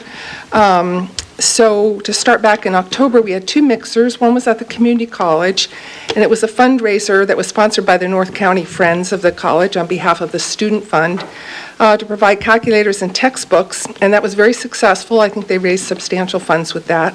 The second mixer in October was a ribbon cutting at Flourish and Flow, which is a new wellness business in Willits, down in the Evergreen Parking shopping center. And I think that was really well met, and I think that the business is offering a lot to Willits by offering all kinds of different fitness and wellness classes down there. So that was a very successful ribbon cutting. November, the chamber partnered with the county museum to produce stone stories. I don't know if you all heard about that, but it was held at the Little Lake Cemetery, and research was provided by the museum and library that enabled them to choose a number of headstones, and there were volunteer actors that reenacted some of that person's history and lives. So despite very heavy rain, the intrepid crowd of about 60 enjoyed hearing historical facts and fun anecdotes about the lives of families who lived in Willits. November also had a celebration at the Howard Hospital Roots, because they became a blue zone, recognized as a blue zone restaurant. Personally, I participated in a series of seminars sponsored by the Mendocino Community Foundation that focus on the operation of nonprofits. It's called Lunch and Learn, and there have been a lot of nonprofits throughout the county that have participated in these, and that's been very informative and helpful for me. And I also participated in an economic development forum that was again sponsored by the foundation and facilitated by the EDFC. January will start off with a busy calendar. We are going to have the community briefing, as John was saying. It'll be here on the 18th from 5:30 to 8. It is called The State of Things, and it's an opportunity for members of the community to come and first meet their representatives and also then hear some of the highlights of last year and perhaps what's being proposed to come up in 2024. So that's the quick report about the chamber. I also know that you have received this memorandum with a summary of the signage project, but it was back in December, and some people here have not heard it, so I'm proposing to go ahead and reread this, revisit it, unless we're pressed for time. No, you're fine. The next item is the Willits Wayfinding signage project update. So Okay, well, I'll read this then. This is your memorandum. This presentation serves a dual purpose. Firstly, to provide a concise overview of the walkable Willits Wayfinding signage project with a particular focus on the draft schematic for the East Commercial Corridor, or what we call the Recreation District Wayfinding signage. And secondly, to invite input from the members of the City Council regarding the project's current progress. The Willits Wayfinding signage project, spearheaded by key individuals such as Karen Matson, myself, Crystal Schiffbauer-Bowles, and Lucy Bartholomew, has been a collaborative initiative involving representatives from local groups, businesses, and dedicated community members. Our collective intent is to cultivate a pedestrian-friendly and walkable Willits with the ultimate goal of enhancing navigation, promoting tourism, and bolstering the local business economy. Over the course of many months, the project has seen frequent meetings that delved into various aspects, including conceptualization, thematic considerations, project intent, suitable location, and funding strategies. While the city's role primarily involves guiding the group in design elements aligned with the city's logo guidelines, sign placement, and wayfinding concepts, the driving forces behind the project are the individuals mentioned previously. The signage committee, although not officially adopted by the City Council, comprises individuals genuinely committed to the vision of creating a more pedestrian-friendly Willits. This aligns seamlessly with the city's overarching goals of fostering a vibrant and welcoming community.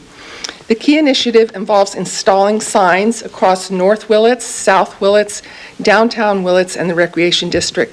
The highlighted features will span civic, history, and art facilities, museums, libraries, parking areas, prominent landmarks, and parks and recreation sites, among others. The product of this project extends beyond physical wayfinding signs to the digital capabilities. In addition to their installation, detailed maps will be made available throughout the city in both paper format at various civic organizations and businesses upon request, and digitally on the Chamber's website. These maps will feature a QR code linking to an online Google map, offering a platform for individual organizations and businesses to showcase their locations and pertinent information. This strategic integration aims to not only enhance wayfinding, but also actively promote local businesses. The design consultant selected to create the maps has played a pivotal role in this project. Brigadoon Signs and Graphics, led by Kirsten Hanna, provided a quote for the group's consideration, which underwent a comprehensive comparison against other quotes. Brigadoon emerged as the preferred choice, scoring higher in the ranking due to Kirsten's collaborative approach, emphasis on community feedback, and competitive pricing.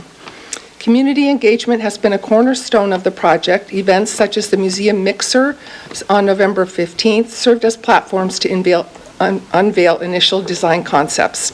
The Recreation District design scheme emerged as the preferred choice, leading to subsequent revisions and the development of a draft schematic that will be presented during this council meeting. The signage working group wishes to solicit feedback from the City Council on important elements that should be included in these maps. Your insights are pivotal in ensuring that the signage aligns seamlessly with the city's vision and addresses the needs of our community. So I'd like to introduce Crystal, and she's going to go over the technical part of this for you. Hello, I'm Crystal. I'm gonna wait for Dolores to make some magic happen.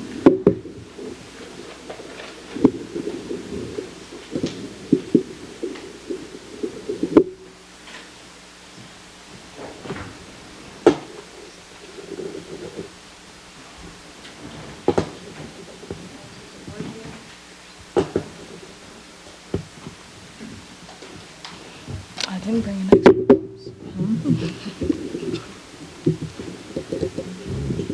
It was just working. Let's do that. Oh, why can't I get up? No, let me up.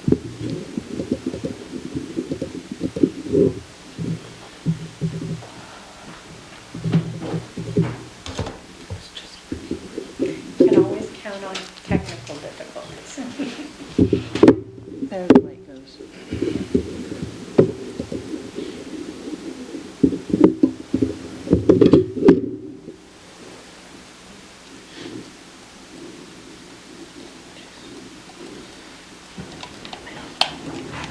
Does it have a change?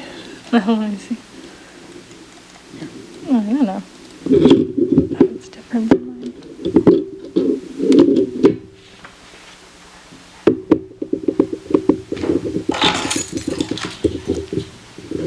Crystal, you can operate a drone. I can operate a drone. I did not have to use my drone for anything that we did here, although we used some of the photos that we captured for the city in some of our planning, just for the documentation that Taylor had done for the planning documentation while we were working through the packet and sending it to Brigadoon, just to give them kind of ideas of what Willits looks like and the character and culture of Willits. Included a lot of, because much of what we were focusing on, well, we focused on all of our districts, but for this meeting, we were focusing kind of on the recreation district. I should shout, Sabrina's telling me. And so a lot of the images that I had captured were based on the recreation district. So we had the ball fields from the museum and Roots of Motive Power and those kinds of things. So so I don't think, we don't have anybody else from our committee in the meeting, but Lucy and myself and Susan and the myriad of other folks who were part of the committee developed all of these maps, kind of the idea behind the maps, and then gave this packet that Taylor helped us to kind of populate to Brigadoon, and they developed the maps, there you go, the maps that will show you based on our kind of vision, I guess.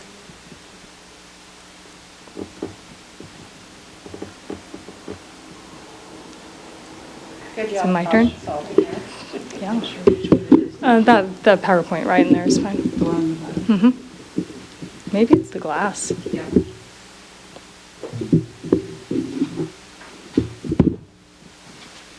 Yeah, that'll work.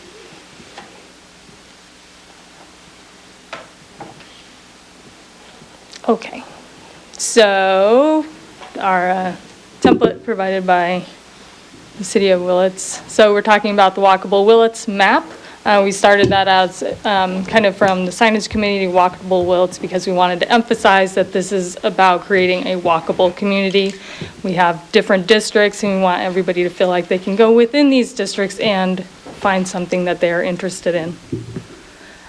So this is our first design. Lucy first designed the kind of the district polygons, and we went through and identified the different kind of facilities we wanted to focus on, not focusing on individual businesses, but more of community, public areas and spaces, which then going into each of these districts, as Susan mentioned, you can get into a Google map that can highlight districts and other facilities and places that Lucy has already kind of pre-populated, and that business owners or other members of the community to go in and continue to populate, so that it becomes kind of a publicly available and developed website.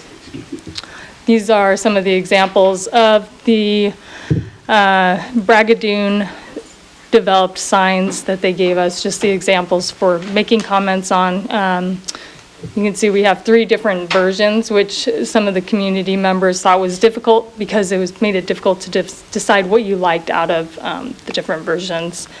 But I think this was the Wanacott room. We also had 3 or 4 other different public events. This is our esteemed Brigadoon master. She is showing kind of the recreation district section, which we'll show here, and just kind of walking through the presentation. I didn't get to be a part of these. I was out in the field working, but I think Lucy and Susan were both present if anybody has questions about those. Community involvement, so we had Wanacott room as well as the other locations, and I think the museum or the library and then some businesses also had them. People were allowed to make comments. They took sticky notes or notepads and just put them all over the signs, and then Lucy and Taylor went through and kind of collaborated, connected all of those together, and provided those comments to Brigadoon after we had also made comments. So this is the recreation district map that has kind of come out of all of those comments from the community. We're focusing on kind of creating that image that the recreation district is green, and you have the streets are green, or you have different areas so that you can tell where you're at within the city, which district you're actually in. And then the borders show you where you need to go if you want to go to a different district. These signs would be placed at different intersections. We haven't defined those intersections yet. This is still kind of in the planning phase, but this would be kind of what they look like. You have the QR code for a live edit Google Maps. So if you're out in the wild and you see something that's not on the Google map, you can click that link. It will take you to the Google map, and you can populate it and say, now there's this, we get a new restaurant in town. You can put it in there. On the other side is an access point at the Chamber's website where you can download that PDF and view it on your phone. So I'm going to give you, this is a technical demo. It's video. I'm going to move over here real quick.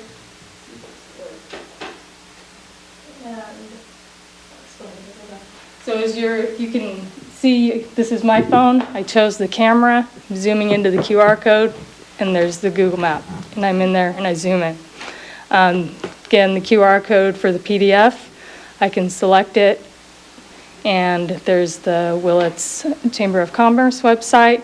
Take you into, for this one, because we have to choose where we want to put it on the chamber, you would select whether it's, if it's in this, if the PDF is here, then you would just open the PDF from here. If it needs to be moved into one of the other pages on the chamber, then we would just modify that QR code so it goes directly to it. One more.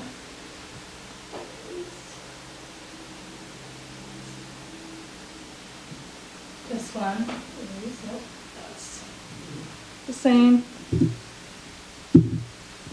So I am part of the Brook Trails Recreation Trail Map Committee, and this is a kind of a working in the wild time. It's not a concept that we actually do. This is a kiosk that we published and printed, and it's the same situation. I can select my phone camera, and this is a QR code that goes straight to the Brook Trails district. They have theirs kind of buried into recreation, so you kind of have to sort through it, but you have an option to see this trail map in a PDF form. It is geo-referenced, so you can open it in any mapping application, or you can look at the trail locations on Google Maps. Question for you. Sure. Who moderates this? I mean, what keeps, if I'm a kid who wants to mess with it and put in there, Something. something inappropriate or something, state comes in and says, hey, there is no such weird place in Willits? It's not Susan, and it's not the chamber. We would definitely have to probably own it as part of the Willits walkable, just like we do for the brook trails, and make sure that there's some management of what data is getting put in there. Like the volunteer committee? Yeah, which we are anyways, so.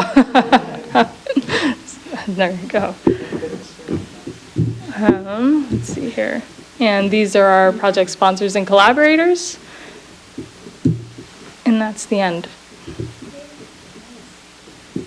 Any questions?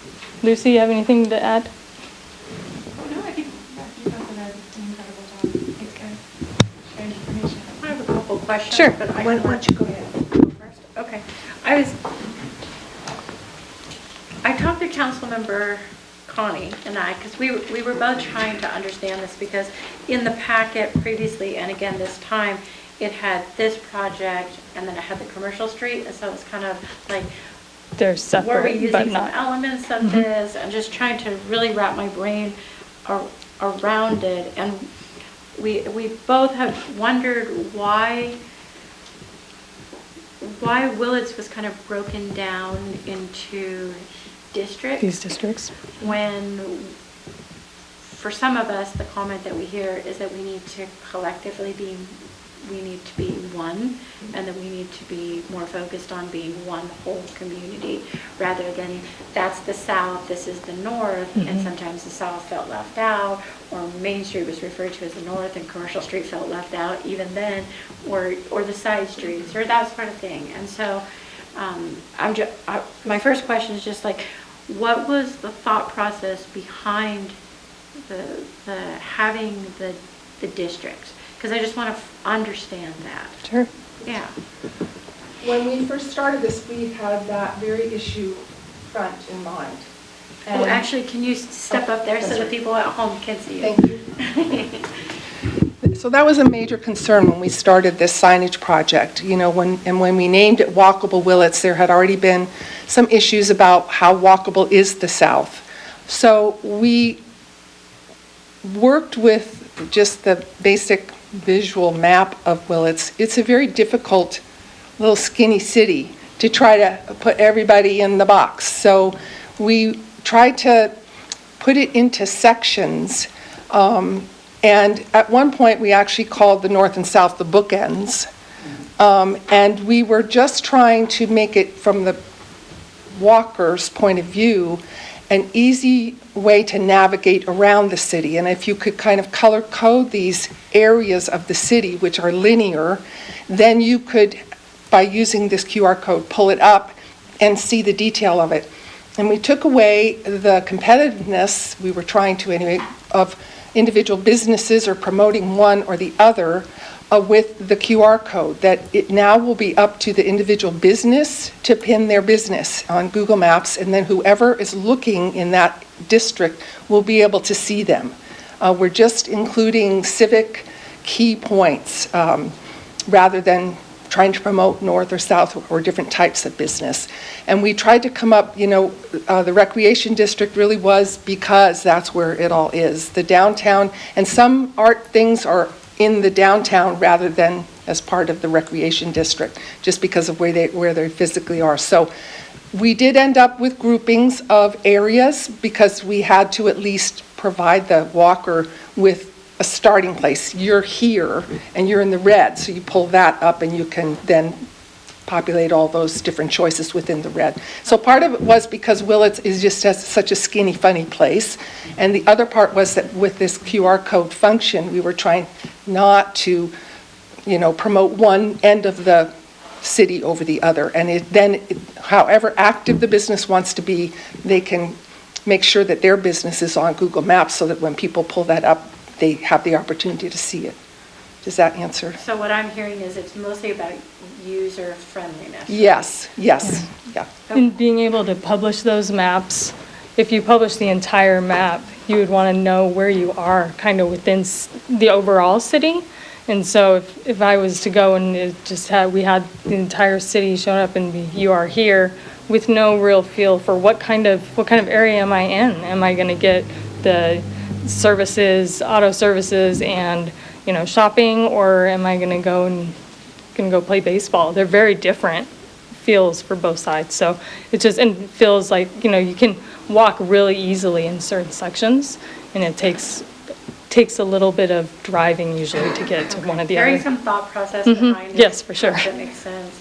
And then, did you want to add something? Yeah, go ahead, step up. Yeah, so, as has already been stated, the scale is from A a little walker's. closer to the microphone, just so that folks at home You can have to hear shout you. too. Yeah, there's that walker perspective. We talked also about how there are wayfinding signage and there are meant to be more wayfinding signage for vehicular traffic. And that, that makes more sense from a larger scale to not have these, this neighborhood viewpoint. But I think the concern that I'm hearing that you and Councilmember Connie brought up was the cohesive element. And I just want to point out that in the design of this whole project, we've been really intentional about having a cohesive brand identity, I guess. Sounds so corporate, but a cohesive vision for how, even though, the districts are different colors, but the idea is that in all areas of town, there's a through line of these design elements. And even though, in the recreation district, your sign is going to be, show purple because you're in that purple neighborhood, you go a couple blocks over and it's a sign that looks really similar, except it's green. I can't remember exactly the colors, but we are still being intentional about having cohesion and, having cohesion throughout the city, even though we're taking this neighborhood walkable scale approach. And then, for your project, are you proposing that your vision would be to have these, in terms of signage, the maps are essentially your signage? You're not proposing any other type of wayfinding signage. It is the maps that are your form of signage. Okay, that was the clarity I wanted on there. And then your project goal, in your project goal, it said to create a visually engaging series of digital maps that encourage exploration, utilization, and enjoyment of Willits. And I can see how that would do that. But then we were both struggling, Councilmember Connie and I were both struggling a little bit because at first, I think for me anyway, I had this concept that the chamber was putting it forward, was kind of the lead on it. And so I had already had like this thought process that how is it promoting business? Because I was thinking about the chamber's mission is to promote business. But I had to take a step back and realize you're a partner in a collaborating project, and not this project isn't necessarily about promoting business. It's a more broader stroke. Yeah. And that was hard for me to kind of process and figure out. I read this, I think, a dozen times over and over again at different times, trying to really understand what you were trying to put forward, because I had something in my mind that I thought you were going to present, and then this came up, and this was completely different than what I thought we were going to see. And I think we had selected the chamber as being the host for the maps because they're kind of that, they're an agnostic community service. And so you can go to the chamber for a lot of things, and this would also be one of them. And for Brook Trails, we host the trails, even though we're a Greenbelt committee, right? We host the map on their website, even though we're separate from them. Still part of Brook Trails, but not officially managed by them. So it seemed like a safe space to store it. I don't think Susan or anybody else would have any qualms with if there was a different location that I wanted to be on the city side or anything. Needed to look community-based. And then I didn't see anything in here about the step 2 and any kind of cost analysis.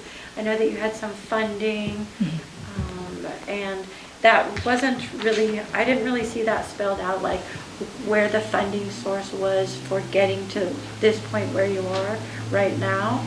And then step 2, where your funding would come from and what step 2 would look like in terms of implementation. So we got bids from 4 different firms, and we went with Brigadoon, and I asked the city to pay for the graphic art part of this project, which is still ongoing. And just as an aside, one thing I think that is confusing is that when we were showing the different versions of the signs, it's very confusing because she was trying to promote different styles, like, would you like this kind of font? Is this too bright a color?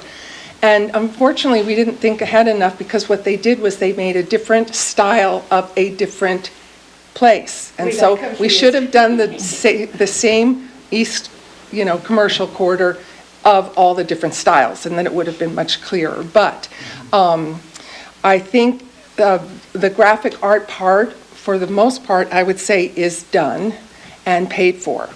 The Chamber and Rotary agreed to share the cost of the physical maps that we intend to work with the city to find appropriate places for. For example, a public parking lot.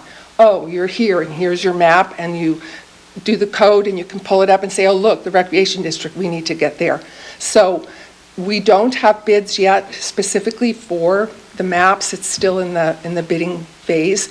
But from the original bid, we bid, I think it was $1,200 to cover the cost of these physical maps.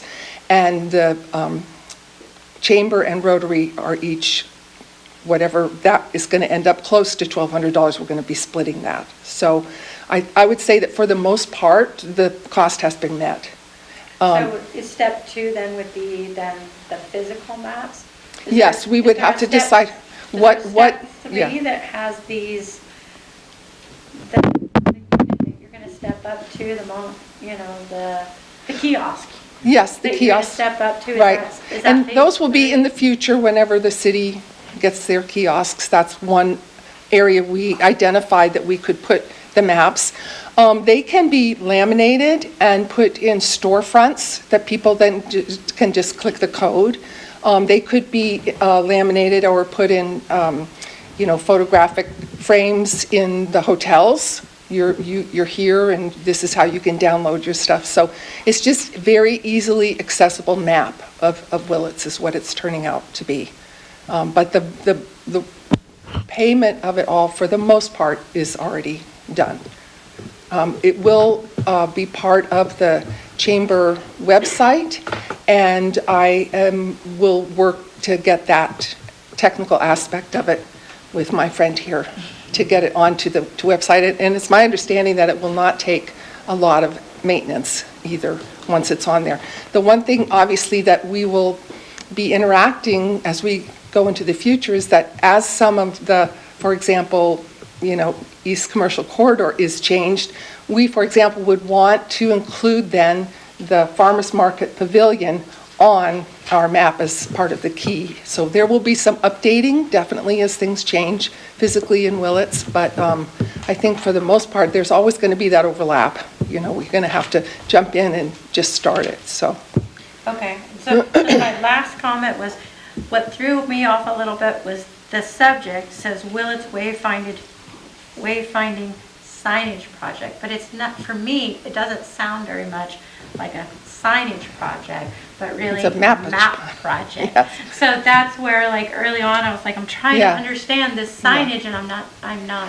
I So think in the maybe beginning, we consider- were very much signage oriented. We were going to be the sign committee. And then we realized that, what we're doing is a map. We're not doing signage. Okay. So, So, Susan, so hypothetically, I could, if I were a business and wanted to have this in my foyer with the QR code and say, hey, you're here at Jerry's Auto Body Shop, or whatever, and then it would link to everybody's, and then, as you said earlier, I believe that then each individual business could then adapt this at their various businesses, in addition to whether it be a city or a school could do it, or whoever, and market their thing, whatever it may be. yes, by putting their business on Google Maps, because that's who we're linking to. So if they're going to pin their business, correct, on business on Google Maps, then they have an opportunity that somebody looking in that district is going to see their business. Is there a charge for a business to go on Google Maps? I don't Or just think you're so. just populating it on there? So I have a business, I'm on Google Maps, I have a QR code posted in front of my business, so currently, if you come inside, you can scan the QR code, and it'll tell you, it can take you to our website, or it can tell you more about the products that we serve, that's located on Google. Their map would just allow us all to link together. Okay. Yes. I think it's a good blend of technology and allowing people to adapt it physically. So yeah, I think I had the same mind bending that our mayor did, in that I thought it was going to be primarily a signage project. But also, as somebody who's not very techie at all, it sounds like when you're saying a map, it's going to be a map online or at your office, or, I mean, people can post a map, and then once, if you have the technology, you can use the QR code and get the details. Is the next phase going to actually be to have, for example, a map here in the parking lot, or at the corner, or, on Highway 20, or, all these different places? And if that's a future project, that's not covered right now? So That's their phase 2. That's the phase 2, yeah. Okay. If and when you get that far, I hope it's also going to be accessible to people who don't have an iPhone. Technology. And can't just click on that QR code. It'd be nice if it actually had little, the museums here and then. Yeah, the hard map will have the key of, the library, the museum, Okay. the park. That would can be see it'll an be this. example of their map right there. Uh-huh. So you would get that. Yeah, so you'd say, oh, look, we're here in the north, and we have to go down over here to get to the parks. And if I went online and to the chamber website, I could see the map even if I don't have a QR code. Yes. And just, Yes. okay, well, it sounds like as you said, Jerry, it's kind of a blend of new technology that most people now do have, and so I think it's going to be useful, obviously. It's not what I expected, but I think it's, it's kind of exciting progress. To your comments about potentially not having technology, as an example for brick trails, we actually created 12 by 14 pull-away maps. They just come off, we set them out at businesses, and people can come in and just tear the map off, and they have all of the trails right there on a map that they can fold up. Well, I saw the one at the park course up in Brook Trails. It's a physical map. It's physical, yeah. Mounted. No, it's really nice. It was a long time coming. So I look forward to that phase. Yes. Okay. All right, any further comments or questions up here? Anybody from the public have a question or comment about this agenda item? All right, thank you for your Thanks. presentation. Yeah.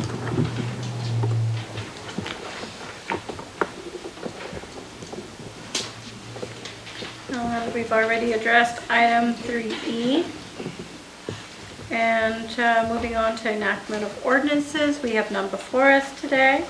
On the consent calendar, we have one item, which are our city council minutes from December 13th, 2023. Well, I have a question about one of the items, and I wasn't at the December meeting, but I think I can still vote on it. But basically, an example is item 9B in the minutes, which the council approved a contract with a planning firm, but the item, both on the agenda and in the minutes, because we just take the same thing off of the agenda, didn't say really what it was for or the amount. And I think whenever there is an amount of money being spent, it should be in the agenda and on the minutes. And if possible, what the item is, more than just who the contractor is, but what is that item for? So when I read item 9B, I went, of course, I was kind of out of it in December. Are you able to refer back? I didn't print out a hard copy of the minutes from before. It's the adopt a resolution approving a professional services agreement with Land Logistics Incorporated for professional planning services. That's what the item was. And we are action-only items, so I basically just put the action that was put forth at the meeting. I didn't put discussion. It's the title that was on the agenda and then the action. And in the original agenda item from that meeting, did it have the? No. Did it have the physical impact of? It just, the original action agenda item was what I read, the adopt a resolution approving a professional services agreement. But when we pull up that agenda item from the prior meeting of December 13th, when we scroll down to the bottom. It has the information in the packet. The It was- agenda summary yes. and the resolution that supported the request had the description of the request as well as the financial and the budgetary information as well. So what I'm basically requesting is that I think as a matter of policy going forward, that the agenda itself should list if there's a financial commitment the city's making, it should list what that is, like the contract for X amount of money for 1 year or whatever it is, in the agenda, so the You public. want that on the agenda? I do. I think especially, I mean, a lot of items don't involve money. We have resolutions and all those other things, but if we're allocating city funds for a contract to do a street repair or to enter into a contract with a planning firm, I think that the dollar impact of that should be on the agenda as well as in the minutes. So you actually want it on the title of the agenda, because that's what we put on the If we're agenda. going down this Well, I wanna- path, yeah, if ask- we're going down this path, Yeah, you also want to see the staff recommendation for that item too. That's typically listed on agendas to that extent. Well, I mean, the staff recommendation can be a long thing, whereas if we're allocating funds, Yeah. that's a That fairly can get a discrete little thing. sticky though, because sometimes there's option A, B, and C, there's alternatives, and how would we describe that every time in the line item for the agenda? Yeah, or, well, another option would be to have that only appear added in the minutes, but not in the agenda. But I guess when I read that agenda, that item in the minutes, I thought, without going back to my December packet and looking up the staff report, I'm like, I don't know. And I was kind of out of it in December because of. Since it's outside the scope of the actual minutes, could we have that conversation and discussion? You can have that discussion with Ryan about how it could potentially work, and then if need be, bring it back and council can have a discussion as an agenda item, because it would be a change to format. Well, I was thinking that opinions of the council members. Well, we can't really do that because it's not agendized. Okay. Is that true? I mean, because we are discussing, You know, I don't know how far outside the We have line are we? we have a manual of procedures that we follow that gives guidance to things like what an agenda must have, what the minutes should consist of. We also have government code that tells us that minutes should, an agenda should give the public a fair understanding of what's going to be discussed, and minutes should be a concise statement of what action was taken. I don't think either our manual procedures or the government code requires that we have a dollar amount specified in minutes. It could be the council's prerogative to do so if they want to create some new procedure to do so. We might do that at a time when we take up some other changes we'd like to make to the manual. As far as the action taken on December 13, I just pulled it up, and it looks as though the request was for an amount not to exceed $70,000. Correct? No. No? It's $170,000.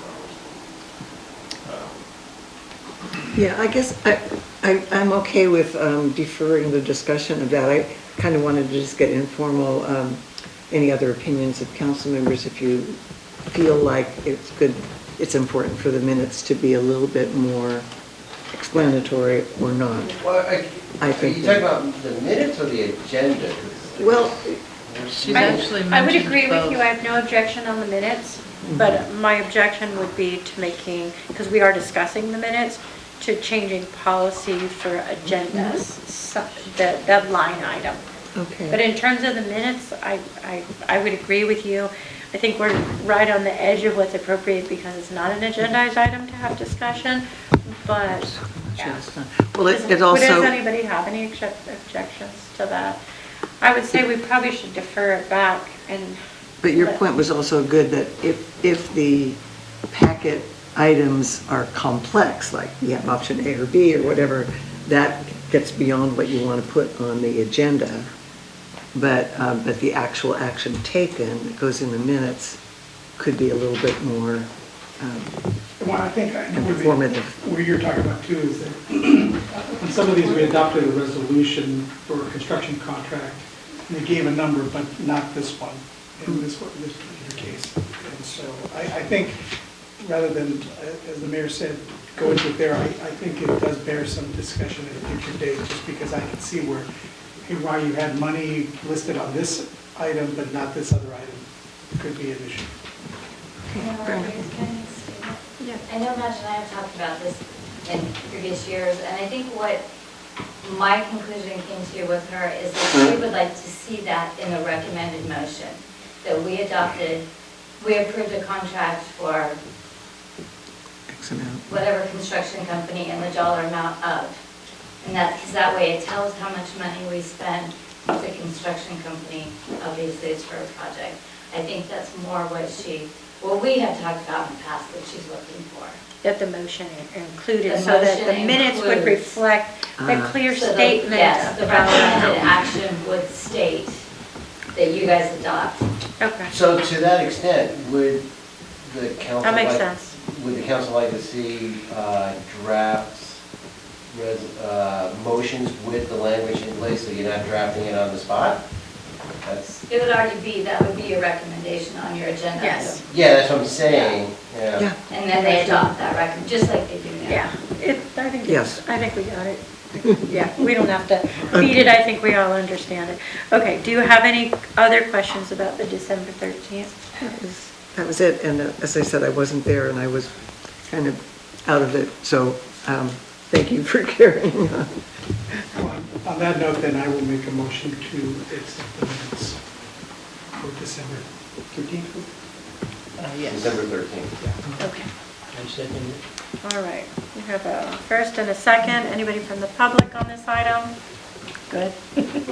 All right, we'll call for the vote. I would like just to clear up, I am not making changes to the minutes as of now. What you're asking for is for future minutes. We can clarify, later. We all understand it. Okay, thank you. Councilmember Strong? I don't have to abstain just because I wasn't there, or should I? I don't believe so. You can cast a vote. Vote yes. Stransky? Gonzalez? Yes. Mayor Rodriguez? Yes. All right, monthly activity reports, there are none. Commissions, agencies, and authorities, we have nothing before us. And then city manager reports and recommendations. I'll turn that over to Brian. I have none. You know, it's kind of a slow period at the end of the year, start of the new year, so I have nothing to present to the council. Okay, Happy New Year. All right, moving right along, we have the department recommendations. The first one is to adopt a resolution authorizing the city manager to execute a grant agreement with the State Coastal Conservancy to receive grant funds to support construction of the Willits Rails with Trail project. And it looks like, Dusty, you'll be our spokesperson? Yeah, good evening, Mayor, council members. Do I need... Am I on? All right. Yeah, Dusty Dooley, your Community Development Director. Yeah, very quickly, as we had announced to council before, after completing 95% designs for our Railwood Trail project, again, the 1.6 mile trail, all access trail that will run within the railroad corridor from East Commercial all the way over to East Hill Road.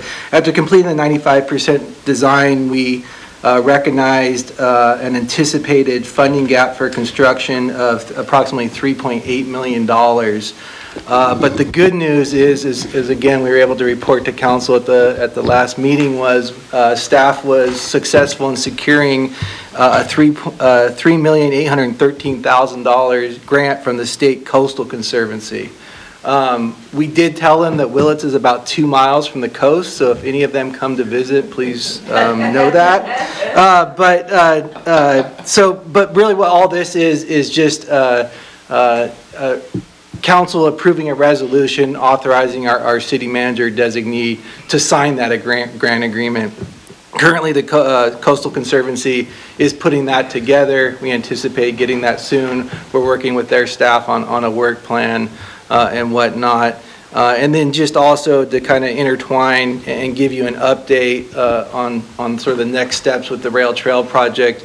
We had a good meeting with the skunk train earlier this week, and we need their support towards finishing our application with the CPUC for the various railroad crossings where the trail goes across the city streets there. And then we've provided all the information requested to all the state agencies to obtain those permits. But those things do need to be in place. The CPUC, their permit, approving the crossing designs, and then having our state permits in place. And with that, we can then request allocation of the previous grant funding from the California Transportation Commission. That construction funds will be lumped into the State Coastal Conservancy funds, and then the project will go out to bid. And all that comes to the fact that, you know, we're probably looking, if everything lines up right, and there's been a lot of twists and turns in building this straight trail, but hopefully we're setting ourselves up to begin construction summer of this year. And it's likely this project would take 2 construction seasons to complete. But the good news is we were able to find money to fill that funding gap, and that was obviously a major thing here. That's a big deal. I know that staff worked really, really hard on that in trying to fill that gap. I remember how excited we all were when we received the initial lump of money. But then when we knew we were running out and weren't going to be able to finish the project, and then staff came through and was able to secure some additional funding. Yeah, just much appreciated. I can only imagine the time that went into that. Yeah, this community's been asking for the trail for a long time, and so I'm happy we're being still able to move forward. Thank you. Yeah, thank you. So, Dusty, that helps us with our beach development project? That's right. Okay. Is there anything from council? Any clarifying questions? All right, anybody from the public like to address us on this matter? No? It's getting late, everyone's tired. All right, we'll bring it back up here then. I'll entertain a motion if somebody'd like to make one. I'd like to move staff's recommendation adopting the accompanying resolution authorizing city manager to execute the grant agreement with the State Coastal Conservancy to receive the grant funds. I second All right, Councilmember Strong will be recorded in the amount of, what was the exact amount? 3.8? $3,813,000. Okay, there we go, we've got the dollar amount. Okay, I'll call for the vote. Councilmember Strong? Yes. Stransky? Yes. Gonzalez? Yes. Mayor Rodriguez? Yes. All right, that's wonderful. More good things happening for Willits. All right, moving on to our department monthly reports, which are... Oh, no, there's not. There's one more, B. I made some notes on here and wrote up some. All right, the traffic calming measure for Pine, Maple, and Laurel and North Street intersection, which I know some of you are here for.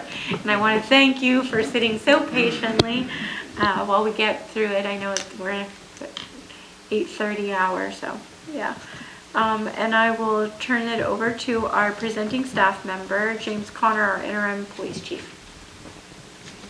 Good evening, Mayor, Council.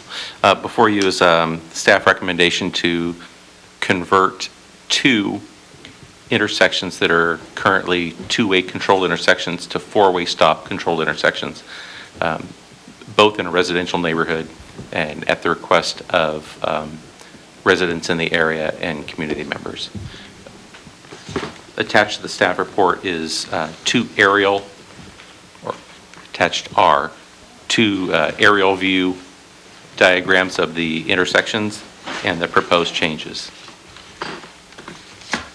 And that's it. That's short and sweet. Question. Yes, sir. Is this just the Traffic Safety Committee, or did we have a traffic engineer give us a ruling on this? So in addition to conversations with community members, the Traffic Safety Committee discussed this in coordination with our Services and Facilities Director and the City Manager and our contract city engineer and the police chief. Was attending the meeting and provided input. Okay, so we've had a city engineer look at it. Yes, sir. Yes. Okay. We're converting the two-way stop intersection to a four-way stop. Correct. All right, any other questions or comments up here? We really need this. Okay. Anybody from the public like to comment on this item? If you don't mind stating your name again for the record.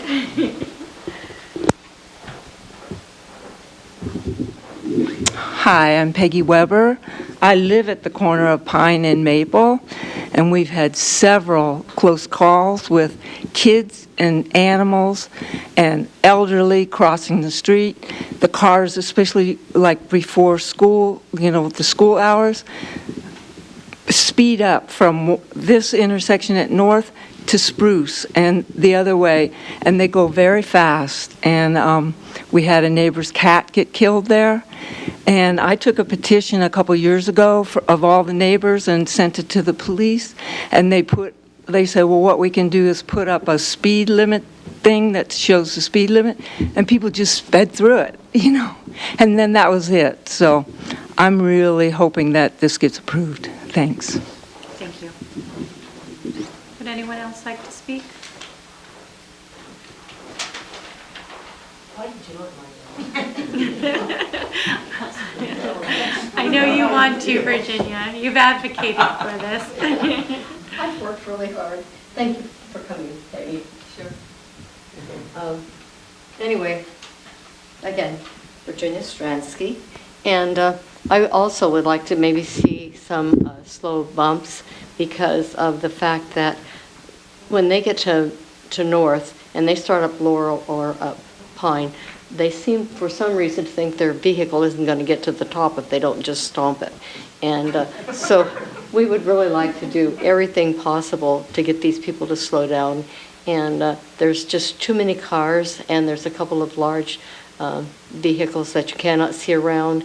And as I mentioned before, I'm crossing my 4-year-old great-granddaughter, and so it's really hard to keep this little guy back on that yellow block while Grandma walks out past that big truck. And she's been very good, and we're watching all of those things. But anyway, even if you could put the slow bumps, we would be appreciative. Or you could put the tack track like the Highway Patrol does. Let them walk. That might be a bit extreme. Well, there are mornings. It sounds like the Traffic Safety Committee could possibly review whether or not it has helped with reducing potential problems in the area. Maybe just revisit it in a year and Yeah, that would be see how that's going. much appreciated. Thank you. Again, thank you, Peggy. All right, so bringing it back up here to the to that item. Recommended action is to convert the two-way stop intersection at Pine Street and Maple Street and Laurel with North Street to a four-way controlled intersection. So it is an action item. I so move. I'll second. Okay, we have a motion and a second, and I'll call for the vote. Councilmember Strong? Yes. Stransky? Yes. Gonzalez? Yes. Mayor Rodriguez? Yes, the motion carries 4-0. And Our next order of business is department monthly reports, which are presented at the second meeting of each month, unless there is something that any department would like to add. No departments? Okay. All right. Then city council announcements, communications, and reports. I'll start with Councilmember Strong. Okay, well, earlier this month, on January 4th, Snowmobile Power met, and there was an interesting item of, obviously, our energy bills are going up.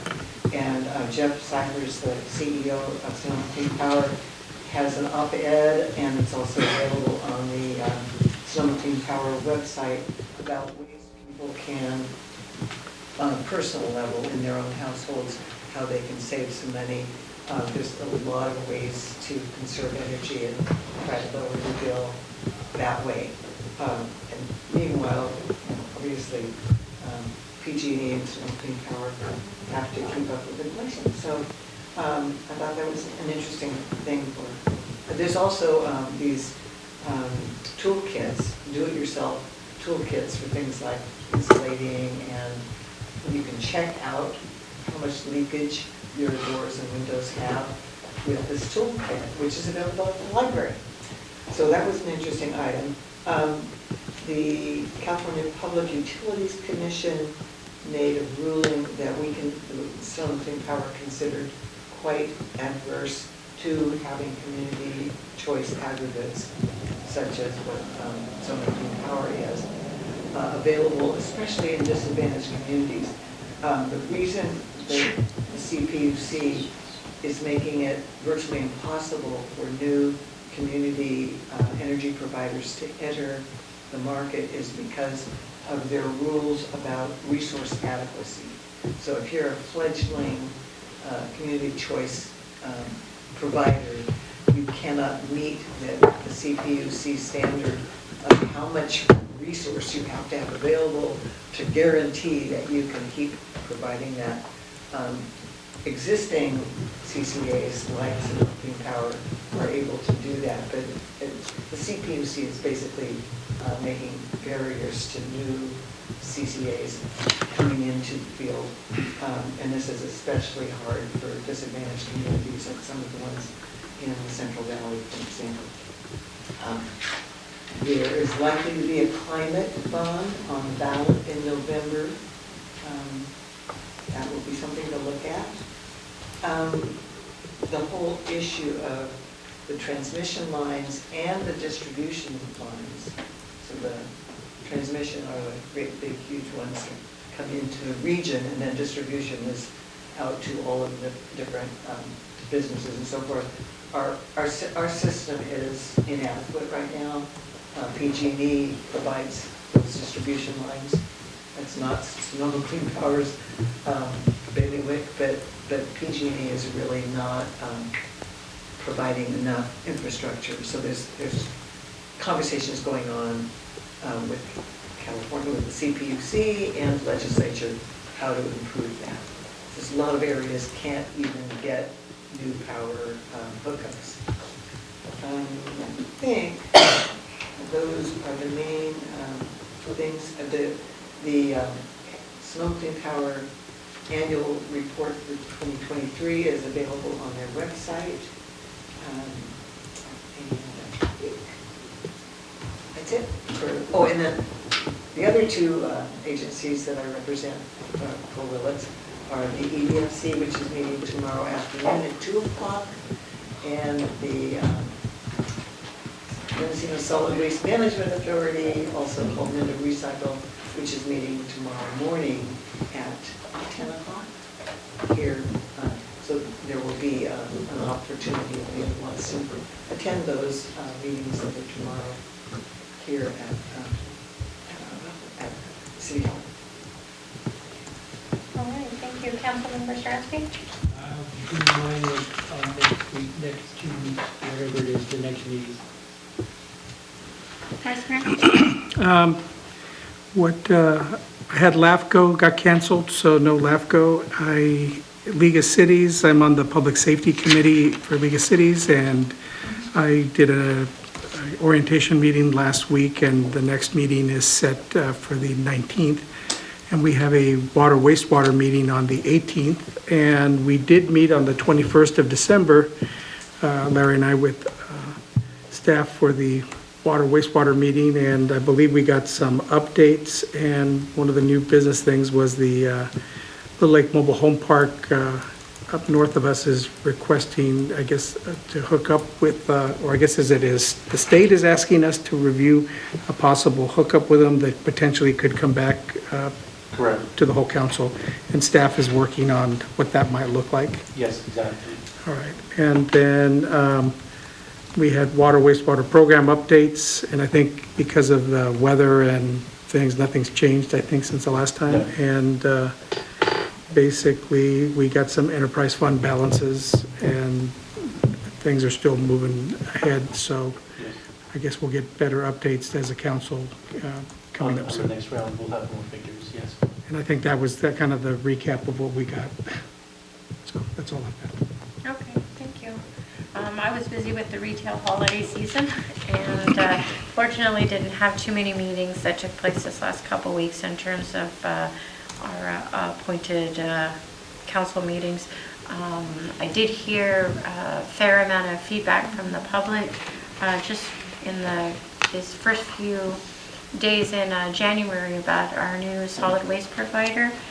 And they asked that I just make sure that the rest of the council is aware that the community has some concerns, that they got off to a bit of a bumpy start in terms of trash collection, where the vehicles that drop the cans now are leaving the lids open. I don't know if they're using new trash trucks, but this is upsetting some people. Trash wasn't picked up. Some people had more than even a one-day delay. So sometimes when you're taking over something, there can be some bumps, but just know that the public would like the council to be aware of it, and that if need be, that the council stay on top of it if the problem persists. But like I said, we're only, 10 days into a new contract, so. I know Jerry had mentioned that they would be taking certain holidays off, and I think what happened is they didn't dump on what would have been a normal. It was more than bad. I mean, initially it looked like they didn't, so normally solid waste would have picked up everybody that they didn't do on the holiday the next day, but it actually carried throughout the week. Yes, and that was the question that I think I Yeah, asked, and that's is that no. going to happen? And that wasn't And he the said answer. no. They said Yeah. no, and apparently it looked Yeah. like it was the cascade effect. So if you didn't get it the one day, Yes. I went and talked to the people out at the solid waste, and they're gonna do away with this office here in town also. So if you have anything that you need to, you have to phone the phone number that's on your bill, and they'll send it to you. The schedule that Solid Waste of Willits always gave me a paper sheet of when they pick things up. They will not be, with the new company, they will not be ready until March. So you need to know that, and I couldn't believe it that nobody knew that they weren't gonna pick up the day that they were supposed to pick up, and the town was a real mess with the Ravens. I mean, they just went to town in this town. And I can't believe that they made a mistake like that. And there is some concern that if I recall correctly, I was under the impression that there wouldn't be any loss of jobs in Willits. And I don't know factually, but it does appear that some people No, they would have been, did lose their jobs. if they were Yeah. realigning their staff. Yeah, so and they did say that the office here was going to, that some of the office staff were going to be displaced. Essentially, their administration component over here at the transfer station was going to be consolidated at the entire office. Okay, and then there was a statement made on a social media post that somebody had asked a question about why there isn't a green waste pickup more than the twice a month, or the blue cart pickup more than twice a month. And a representative from the new trash company had stated that that was a Willits City Council decision. And so I just would like to see them put out, some information on policies and procedures, just clarify that a little bit, The because franchise agreement terms are the same as they were prior to December 31st, except for additional holidays as noted. And at the last meeting, though, we did ask, what, we recommended that we would like to see additional pickups. And it But was that has to be renegotiated, though. correct. But the way the post implied is if it's really at the, at The new entity agreed to honor the November green waste every week. I don't think there's any talk about the blue bins or the recycle. And like Jerry said, that would have to be renegotiated. Yeah, but we didn't give any instruction. No, that was not. We didn't change no. our contract, we No. didn't do anything. So Joe, I just wanted to clarify that, Yes, because there is a thank little you. bit of misunderstanding about that. I received. This was, see, and all of this, we initially, I think, had it twice a week or every week, and then it was at the behest of solid waste because of staffing and equipment that we I guess, caved on that aspect of it during negotiations. And then the new company comes in, I think what they're saying is honestly throwing us under the bus. Yes. Because they want to say it's because they already agreed to Yes. this, as opposed to saying, look, it was a prior agreement with the. And for clarification, we did not raise our rates. And that's another misnomer Rumor. out there, another rumor that rates went up as we switched with a new trash company. We did not. So just wanted to kind of throw this out there publicly, as I know that some of those rumors can spread in a small town. Oh, Yeah, yeah, to add to what you're just saying is that we didn't change the number of times that they do the pickups for the recycling and the green bins. And we also didn't add cost. But if there was a real feeling among the public and if the council wanted to do it, it would increase cost if we asked them to pick up every week. Those other, if they pick up garbage every week and they only do it. If we renegotiated the Yeah, contract, so which we it- haven't. Yeah, Yes. and unless there's a lot of. and I think that was my rationale the last time around, is that, look, I wanted to keep costs lower Yeah. for a lot of our elderly and folks on budget, I think that was the reason. While it may be good to be able to dump twice a week or every week, I think that trying to keep costs in check for our community was important for me. I think that we don't want to get too far into this. Well, I just wanted to say- simply that we want to keep an eye on it as we move forward. Well, especially if we're going to continue, which we are, with every other week for the blue bins and the green bins, we need the schedule, and it is not on their website, and it's not being provided in hard copy either. Not until So, March. well, at least on the website, and then you could print it out, but no, it's not there.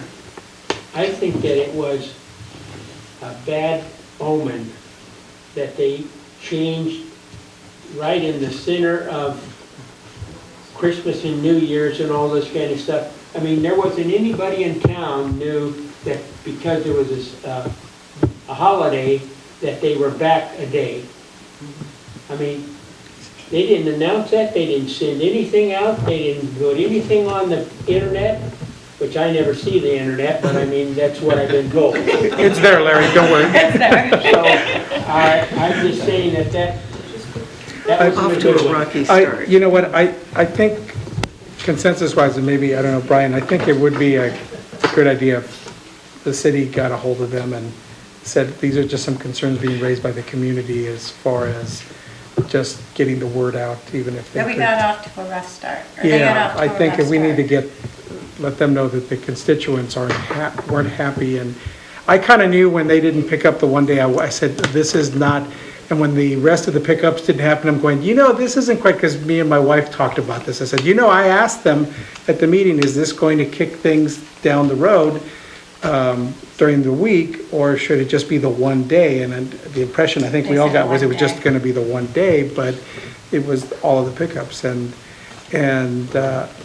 so I kind of knew the rest of the week was going to be that way, I said, I think this is going to happen. But again, I agree with Larry, the Ravens did go to town all over town.